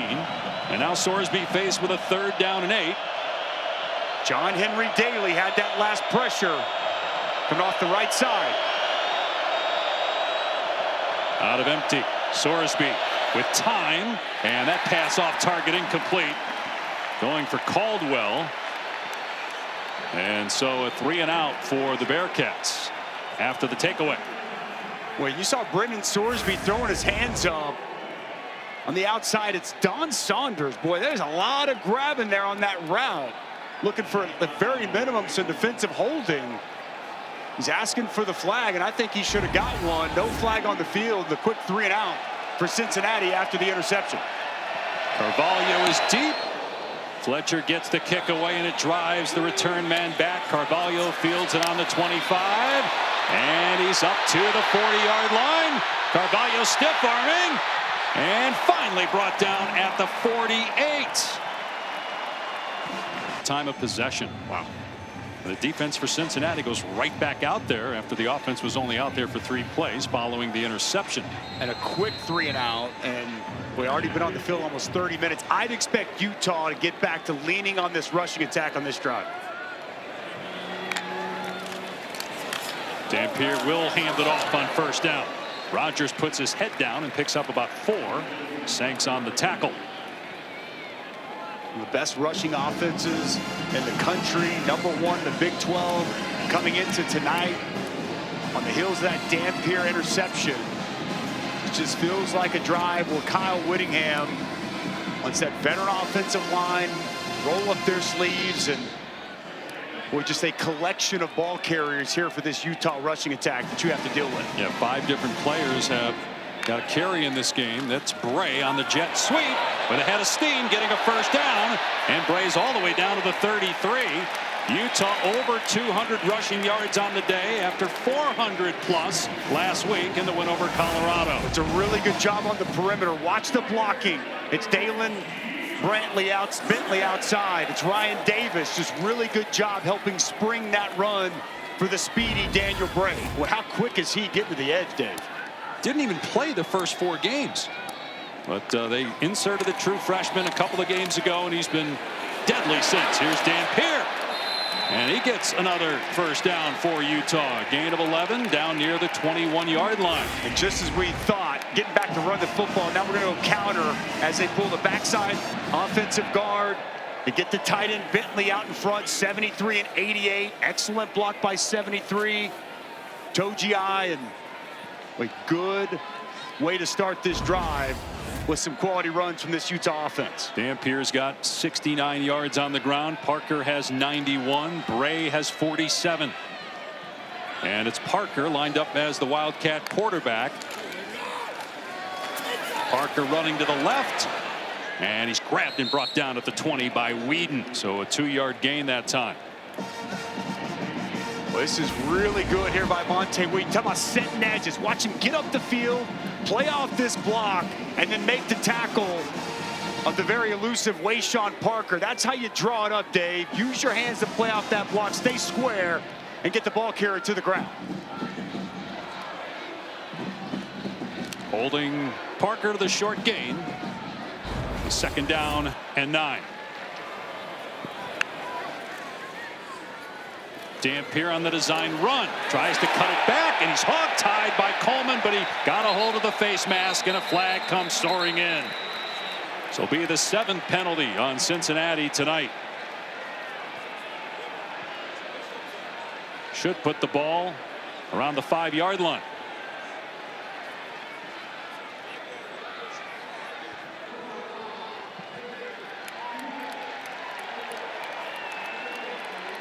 Mistakes continue to mount for the Cincinnati team. And Micah Coleman is in good position. Just grabs the face masks. As he works past Dampier, almost ripped the helmet off of him. It's a very costly mistake. Instead of 3rd and probably 6. Now you're at 1st and goal inside the 10.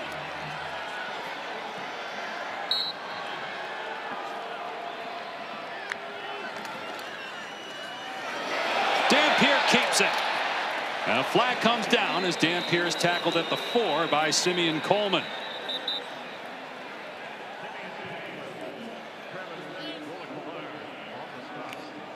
This might be a hold on 9, Ryan Davis on the perimeter.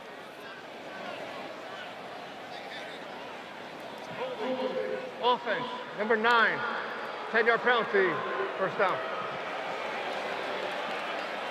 Ryan Davis has been really good. When you watch him on film, obviously we've seen the route running, the ability to make plays, but also really good on the edge, blocking. But as the defender tries to disengage, you see that jersey tug, and it draws the flag.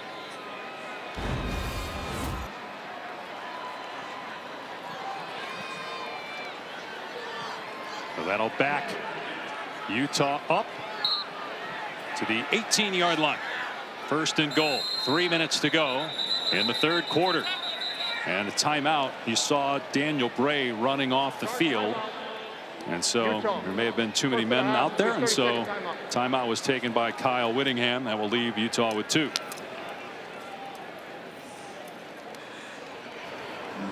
BYU and Cincinnati both 5-0 in Big 12 play. Cincinnati's only loss overall was against Nebraska week 1. Texas Tech 5-1. You see the 4 teams with 2 losses. BYU's at Texas Tech next week. It's a noon kick. College Game Day will be there. BYU has to go to Cincinnati 3 weeks from today. That's another huge game in this Big 12 race. That game's going to be off the charts. Loving's going to be out of control. I can assure you of that. And BYU has been very good this season. It's just there's a lot of really good matchups that are going to shape this Big 12 race to Arlington here down the stretch. Obviously this one here tonight, that one next weekend. It's going to be a great race here in November to see who can vie for those 2 spots in Arlington for a Big 12 championship. And the champion then would get into the college football playoff. Dampier. Pass is caught near the 11-yard line. Nice play that time defensively by Whedon to drag Davis down after a gain of 7. 2nd and goal. Ryan Davis has just been really running some crispy routes all night. Smart, working away from coverage all evening. 9 targets on the night, 8 receptions for 132 yards. And this connection that we saw a year ago at New Mexico continues here this season at Utah. Dampier throwing again, and it's caught and spinning away at the 5, and down near the goal line is Buchanan. Check that. It was caught by Whittemore, just his 3rd catch of the season, and he scores a touchdown for Utah.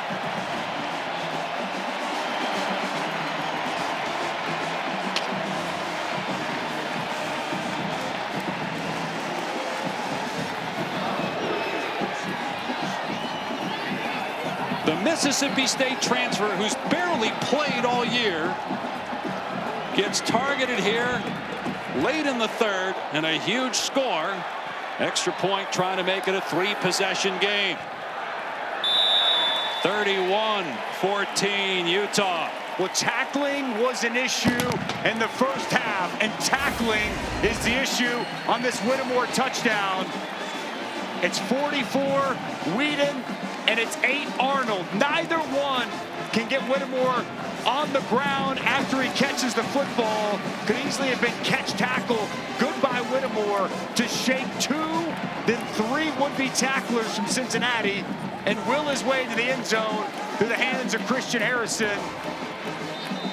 And you see the emotion there from Whittemore, and a huge touchdown for Utah to take back a 3-score lead. The response by Devin Dampier, throws the interception, comes back, and leads his team down the field, both running and passing.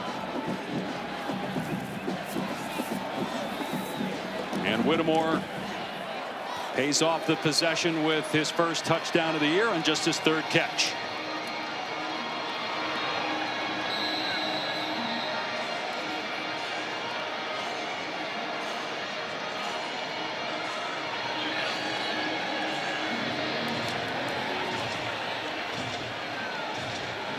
McDoom is back. Curtis will kick it deep.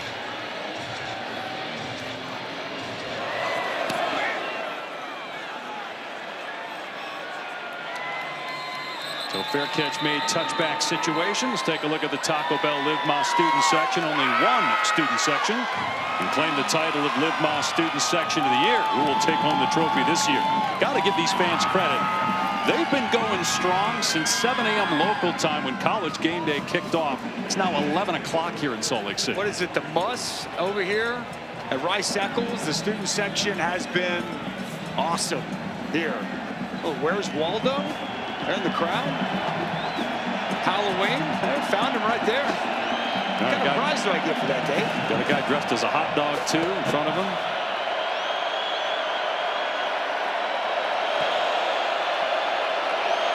Sorsby back to work, down 17, late 3rd quarter. Give to Walker, and he stood up by Daly. Bounces off him, but no gain. Taylor? Dave, let's not forget that there were also people we met at College Game Day this morning that claimed they had not slept. So I think the party started on campus at 7 a.m., but these students have been going back to last night, almost 24 hours. It's been a great scene in Salt Lake City as Sorsby has it batted down. That is the 4th time there's been a batted football. And it was Leah who's had a couple of those. Leah inside. And we talked with Morgan Scalley, the defensive coordinator. He just raved about what the defensive tackle has done for this defense all season. Formerly a DN, to where he wanted to play. He's made that transition very nicely inside. A nice pass breakup on 2nd down. You saw the camera shaking just a second ago from the crowd going wild here. They smell blood in the water, and Sorsby throws high and incomplete, intended for Noah Jennings. Another rough offensive possession for Cincinnati, and a punt forthcoming. Well, Brendan Sorsby can feel that pressure. John Henry Daly screaming off the edge. Sorsby knows that ball is going to come out fast. Tight coverage down the field. It's poor timing on that 3rd down. Carvalho, the deep man, just had a 23-yard punt return earlier. And here he goes again. Carvalho, past midfield, kicker to beat. He beat him inside the 10.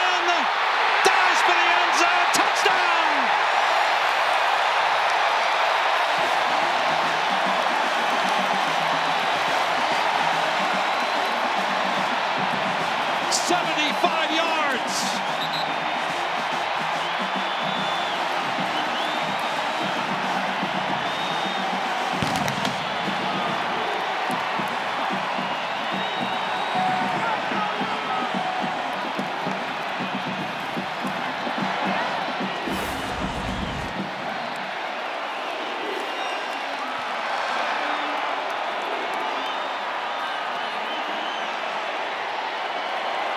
And that may be awfully hard to overcome if you're Cincinnati. Now down 23 with 1:36 to go in the third. Following a 75-yard punt return for a touchdown for true freshman Mana Carvalho. And the point after from Curtis. Feels like an uppercut from this Utah special teams. And how about this crowd? You want to talk about an eruption? They lost it. The blocking here is perfect. Freeze it there, guys. Right here. I mean, you can't do it any better than this. Gonna block by right here, and he's gonna hit it right up the seam. It's Carvalho with the speed and the vision. And you touched on it, Mr. Pash. Just the kicker to beat. He's gonna make a miss and dive into the end zone and give a commanding 24-point lead and send this fan base and this crowd into an absolute eruption and frenzy here at Rice-Eccles. First punt return for a touchdown for Utah in 4 years.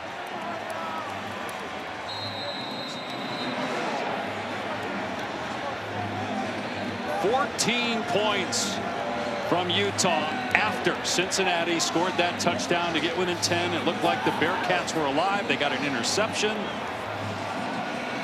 But a great response by the home team. McDoom is deep. And another touchback after the fair catch. And when we talked to Scott Satterfield, asked him about this team in this season, the first thing he brought up was special teams. First thing he brought up was how good the kicking game was. Both his kicker hadn't missed a field goal all night, missed one tonight. How good the punter had been all year, downing people back in the 20 in the cover units. That was the most proud he was. Not the offense, not the defense, the special teams. And we have seen Utah dominating the special teams here tonight. Missed field goal by Cincinnati. And now a punt return for a touchdown allowed by Cincinnati. And the previous punt return was set Utah up with really good field position on the prior. They run the jet sweep with Cyrus Allen. Pushed out of bounds at the 32-yard line. So a gain of 7 on the first play of this possession for Cincy. We've been in some great venues together, my friend, 5 years doing this together. That's as loud as I've ever heard a stadium on a single play. Wow. I've heard a lot about Rice-Eccles, and we got a chance to feel that in its entirety on that last punt return. Good throw by Sorsby. Royer gets walloped that time by Benny. Royer, we have not really called his name much. Many people think second or third round draft pick. And he's been targeted 4 times, but that's his first reception and shaken up.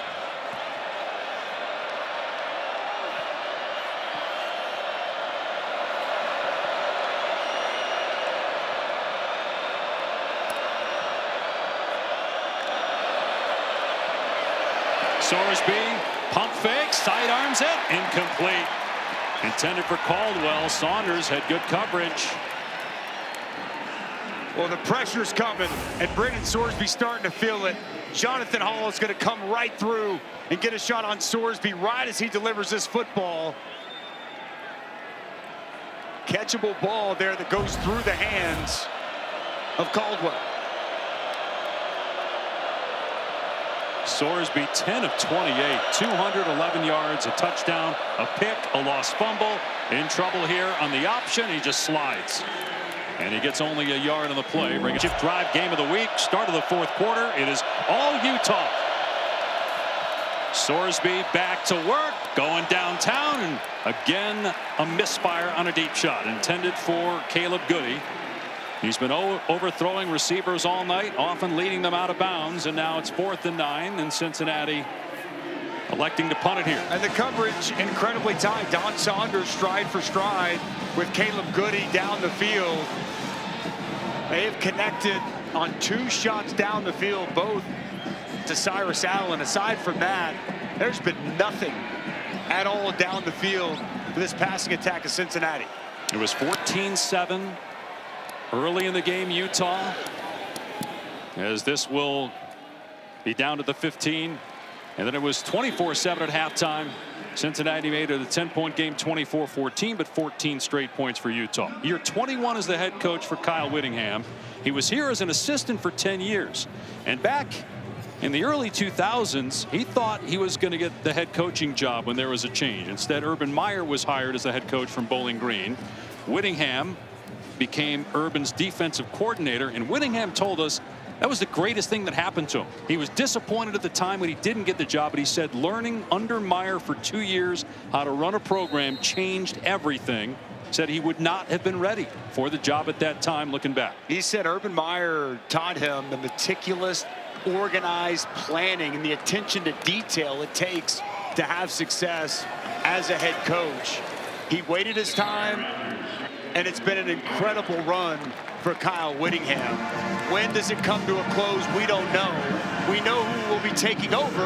Morgan Scalley, his defensive coordinator and former player that played for him here at Utah, is the coach in waiting when Kyle Whittingham decides to hang it up. But it's been a tremendous run here at Utah, and you got to respect the heck out of the way this Utah program has delivered under Whittingham. It's a blue-collar culture. It's physicality, it's toughness, it's execution, and it's been unbelievably impressive to watch. Rodgers tackled at the 20. Third down coming up. Let's check in with Taylor. Well, back to the point about Urban Meyer and how meticulous he was in preparation and having everything accounted for. I asked Whittingham for an example of that. He said you could sit in my office here today in October, early November, and ask him what his plans were for June 14th in the middle of the summer, and he would know exactly what he would be doing. Everything accounted for. It's something Kyle definitely learned from him.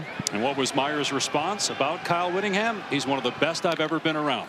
Had a long friendship, someone that Whittingham talks to often, along with his former teammate at BYU, Andy Reid, obviously the head coach of the Chiefs, as that pass was knocked away by James, and it's 4th down and 5. And Andy Reid, his former teammate when they played together at BYU, longtime friend, and obviously someone that he looks to and mentors this entire career that he's had. Incredible. So Utah will punt it away. But down 24, so technically 3 possessions, but asking a lot there. Don't even know that Cincinnati will get 3 more possessions. That's a rare stop for the defense to get the ball back to Sorsby. And that was nearly blocked. And the fair catch made by Covey at the 40-yard line. 94 consecutive sellouts. They're at Rice-Eccles Stadium. Going all the way back to 2010, and they're on their way to a win over Miami. But really the story there is the loss for Miami. That's now 2 losses in the last 3 weeks. Remember, prior to that Friday night game against Louisville, there were people saying Miami was the best team in the country. Well, they were ranked number 2 in the country at that time when they lost to Louisville. Also another unbeaten goes down. Georgia Tech loses at NC State today. And an impressive win for Dave Dorn, and the ACC, not 1 but 2 teams losing, and going to likely fall out of the top 10 on the road here today as Brendan Sorsby goes to the turf. Got back near the line of scrimmage, but it's going to be 3rd and long. Jonah Leah has been all over the field with the tackle. Sorsby hobbling a bit. For 3rd and long.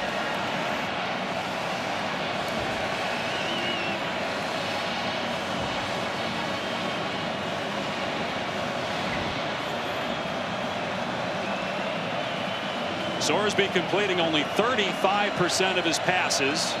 He's thrown an interception. He's lost a fumble. More turnovers in this game than he had all season coming in. They keep it on the ground, and Covey has a 1st down.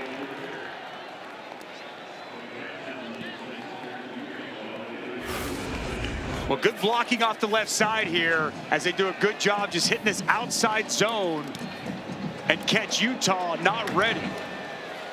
Veteran center Gerhardt with a nice block. Sorsby, deep ball, knocked away by Saunders. What a great play. Intended for Goody, but Saunders got that left hand up and got the pass break up. Well, he's 6'4" long and in great position here, step for step with Goody. Left hand up, pass deflection, just not a lot of separation these Cincinnati receivers able to create against the back end of this Utah defense. Did have a hold of the jersey there of Goody with the right hand, but we shielded that from the official. Covey running left again and tumbles to the 45-yard line, so just a 2-yard gain. Another 3rd and long situation here for the Bearcats, down 24. They've won 7 in a row. They're unbeaten in conference play. Their only loss week 1 against Nebraska, but obviously in big time trouble here on the road. Got a bye week, then they got Arizona, BYU, and TCU to close out the year.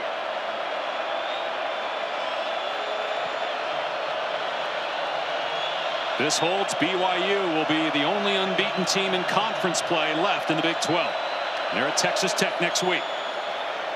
Sorsby from the pocket and again throws out of bounds. Intended for Jennings. Flag down in the backfield.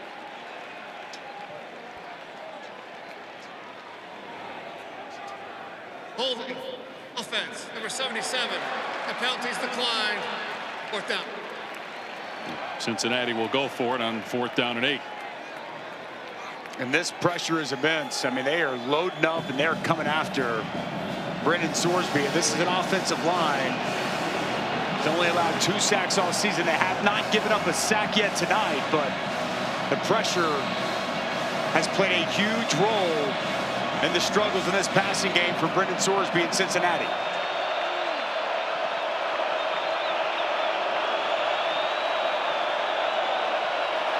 Pressure coming up the middle. And a flag down. Pre-snap movement. Buford the right tackle. We'll start. Offense. Number 5-yard penalty. 4th down. 4th down and 13. Yeah, and Utah is bringing an inside pressure. And Buford, just watch, both these linebackers are going to come in. It's going to be Buford that gets an early jump. And the mistakes continue. Now 8 penalties for Cincinnati. Boy, Sorsby's really fired up. And I'm wondering if he's upset they're not going for it here. You're down 38-14. I get it's 4th and 13, but what does a punt accomplish at this stage? If Sorsby's mad about the decision, I'm with him. Carvalho and a punt return for a touchdown. Won't even get a shot. This one was punted almost into the stands. That's one way to keep it away from the guy that just had a 75-yard punt return. Yep, Sorsby upset about something coming to the bench. Team down 38-14.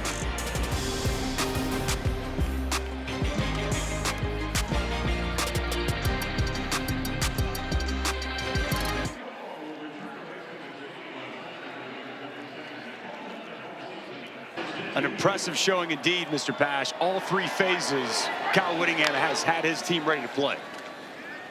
Dampier will keep it on 1st down. Grabbed by Isaiah Rodgers. Here's Taylor. Dave, a lot of frustration on the Cincinnati sideline, both offensively and defensively. But for much of the 3rd quarter and then the entire 4th quarter, Cincinnati will be without their star linebacker, Jake Golday. He is out with an undisclosed injury. That was one of Dusty's dudes, one of the best players on this field, and a huge blow for this defense that's fighting and clawing to try to stay in this game. Yeah, not so much for this game, Taylor, but for the next game, although they do have a bye. They play Arizona in 2 weeks. And they certainly need Golday down the stretch. Yes, they do. Such an integral part of what they do on defense. That was Ficklin taking the snap and handing it off to Parker. He'll be short of the line to gain by a couple yards. Got tagged that time. Jonathan Thompson with the hit. And a great leader for this defense. He's had a great story, Golday has, from Central Arkansas down to Cincinnati. Last year, stepped in, and this is a former defensive lineman who stepped in, played well, and took his game to another level. And I'll just be intrigued to see how Cincinnati bounces back from this game. You mentioned the bye. They get Arizona and BYU at home before closing up on the road at TCU. This will be their second loss of the season, but first loss in conference play, so they are not out of this Big 12 race by any stretch. Dampier keeps it and has a first down.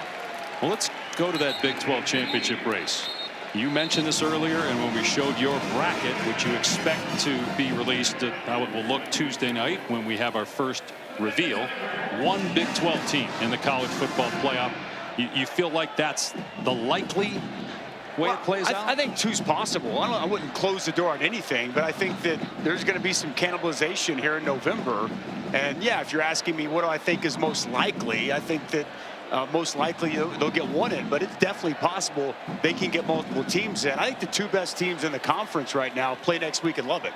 And, you know, if Texas Tech can give BYU their first loss, then you've got no unbeatens remaining in the conference. But if BYU can get that win and they can remain undefeated and give Tech their second loss, all of a sudden now Cincinnati right back in this race. So there's a lot. We have 4 more weeks of football, a lot left, but yeah, I think that the most likely scenario is probably one, but you never know. It's what's going to make for a fun November.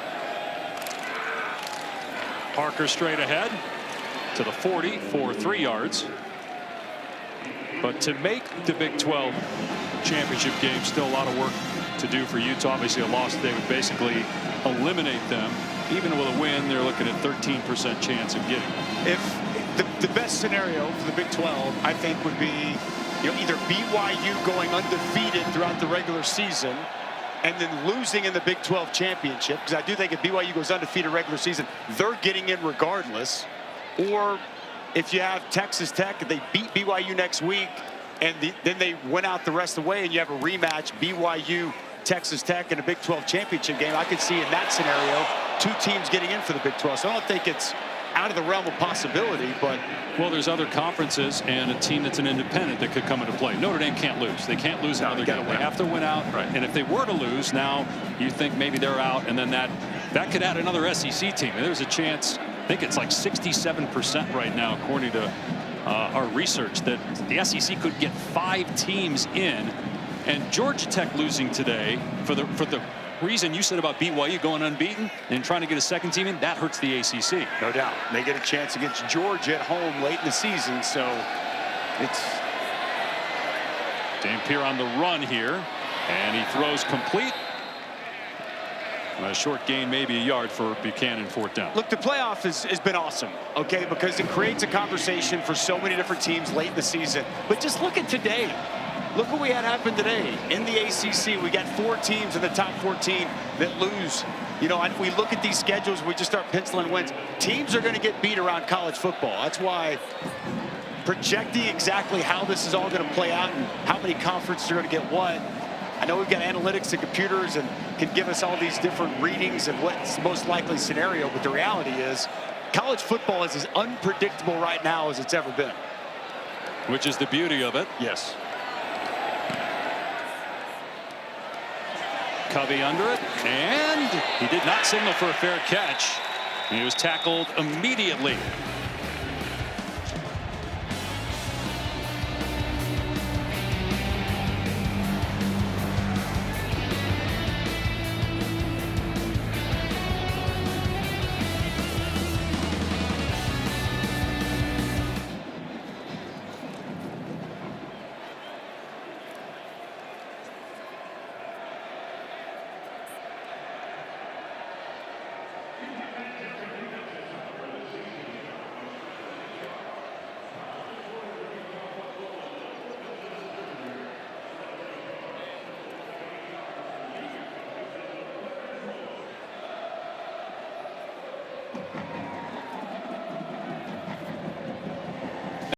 To all our men and women who have served, currently are serving, or will serve. As the pass sails on Sorsby again. Intended for Johnson. Sorsby now 10 of 32.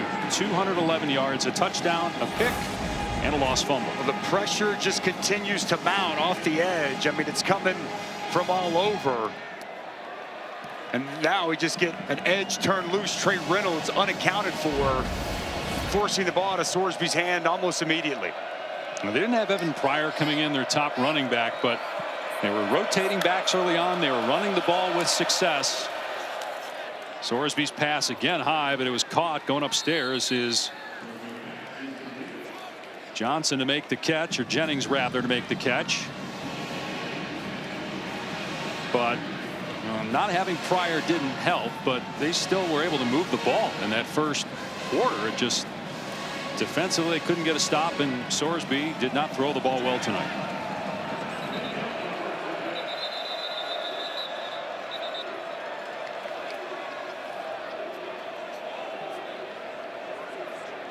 Now we got an official stoppage.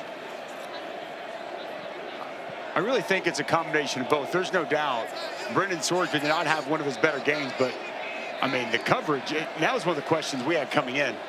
How would these receivers, pass catchers, how would the pass catchers of Cincinnati be able to deal with this man-to-man tight coverage down the field? And the reality is they have not handled it very well. And you couple that with a quarterback who's had a fabulous season, has an off night tonight, and it's led to 11 of 33 passing on the evening.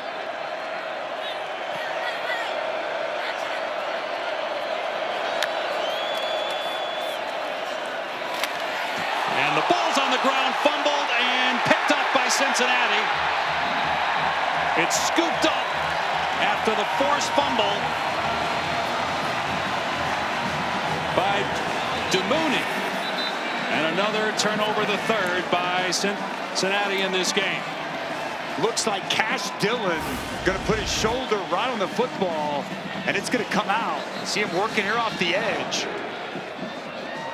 Plays off the block, sets a good firm edge. As he makes that tackle, the ball's out. And Utah quickly on top. Can't tell if that was Holtzclaw or if that was Cash Dillon.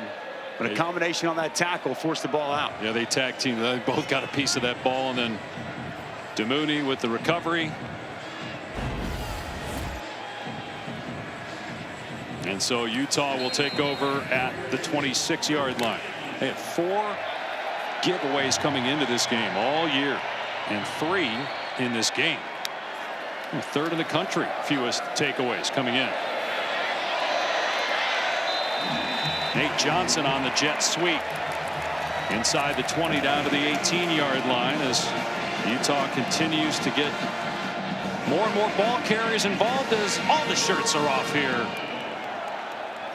in Salt Lake City.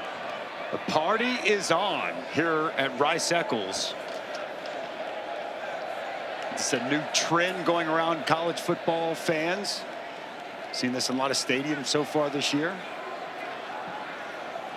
Not for the broadcasters, though. Well, some just Pat, but not, you're not doing that. And I'm not. I think you're going to keep your shirt and tie on, right? Still have a few minutes. We have to change, I guess. Wayshawn Parker stood up, but he never went down. Did get the first down at the 14-yard line. Again, Utah will have a bye week, then at Baylor, at Kansas State here, and at Kansas to close out the season. So they are still alive with 2 losses. They'll be still 2 back of BYU when they lose the head-to-head, but a game back of that 2nd spot in the Big 12 title game, and they'll have the head-to-head with Cincinnati. They lose the head-to-head with Texas Tech. And again, there's still other teams with 2 losses. Arizona State still hanging around. They're 4-2. Houston lost today to West Virginia, so they've got 2 losses. Ficklin inside the 10. And Ficklin lowering the shoulder on the defender. Bird Ficklin, the true freshman quarterback who started last week when Dampier was injured. And he lowered the shoulder that time on Xavier Williams, the safety. Boy, he is a talented runner and not afraid. Going to lower the shoulder on the sidelines. Some edges closer to the end zone. He was excellent a week ago, Dave. And they're excited about him. 151 yards on the ground as he made that start against Colorado. As the game went on, he threw it with more confidence and a bright future for that true freshman, Bird Ficklin. Ficklin off play action. In trouble in the backfield. Being chased. Pump fakes. Keeps it. Keeps going after he's hit. And he's into the end zone for the touchdown.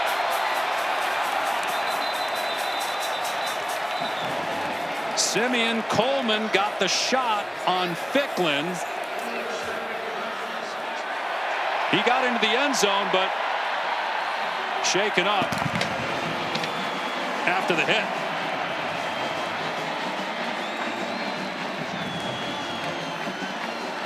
Wow. The ability to withstand this hit from Coleman. Real action coming at you. Just a big hit. Bang! And Ficklin spins around, stays in bound, reaches that ball over the goal line to get in the end zone. Dave, he's from Muskogee, Oklahoma. I don't know if you know much about Muskogee, Oklahoma. There's some tough dudes from Muskogee, Oklahoma, including their quarterback, Bert Ficklin. Now, where is that in the state? How close to Oklahoma City? Muskogee's an hour. Loss. Even though it's their first conference defeat. Be interesting to see where BYU is. And with teams in front of them losing. If they're up to 7 or 8. And then obviously Tuesday we've got the official college football playoff rankings reveal on ESPN, where we'll see what the committee thinks about all of these teams. All right, kick off your week 9 with the Countdown Crew. All the breaking stories and previews leading up to the kick. Sunday NFL Countdown, 10 a.m. Eastern. Monday Night Football, 2 teams that desperately need a win. The Cardinals and Cowboys from Dallas, 8 Eastern ABC, ESPN Deportes. Peyton and Eli on ESPN2. Coverage starts with NFL Live, then SVP, and the Countdown Crew, 6 Eastern, all the way through the end of the game and beyond. You'll be there at Jerry World for that one. It's the radio voice of the Cards. Jacoby Brissett making his 3rd straight start. For the Cardinals trying to end a 5-game skid. Brady Lichtenberg is in the game at quarterback now for Cincinnati. Sorsby's night is over. Here's Chance Williams. And he gets about 5 yards. Back to what you said, asking about BYU, that is one thing that is important to know.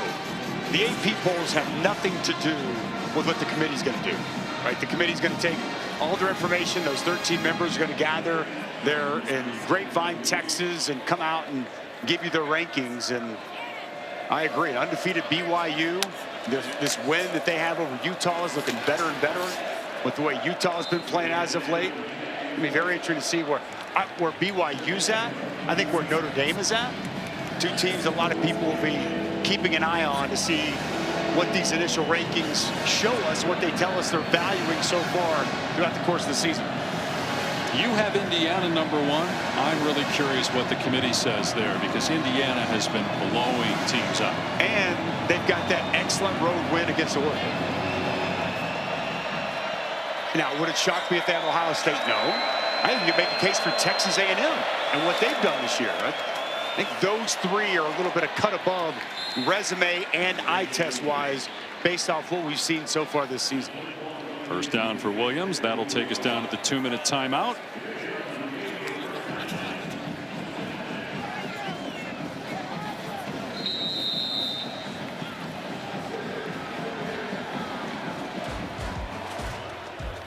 Utah up. And here we are.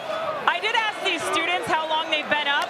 The general consensus, everybody, is that they went out last night for Halloween, went to college game day this morning, and they have yet to sleep. So here we are.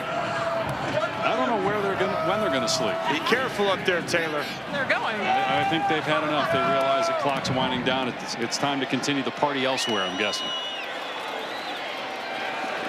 Pitch to Zion Johnson. Tackled in bounds. So Utah with a big win tonight, and Cincinnati now will look to regroup during the bye week. They will fall into a tie with with Texas Tech at 5-1 in conference play. BYU alone atop the standings at 5-0. BYU will be at Texas Tech. It's a noon kick next week, and College Game Day will be there for that. Lichtenberg dragged down. Another play or 2, and this will be over. Great for the Big 12 back-to-back weeks with the spotlight on this conference with College Game Day going there. It was been a phenomenal scene here in Salt Lake City. today. I'm sure it will be very similar in Lubbock next weekend.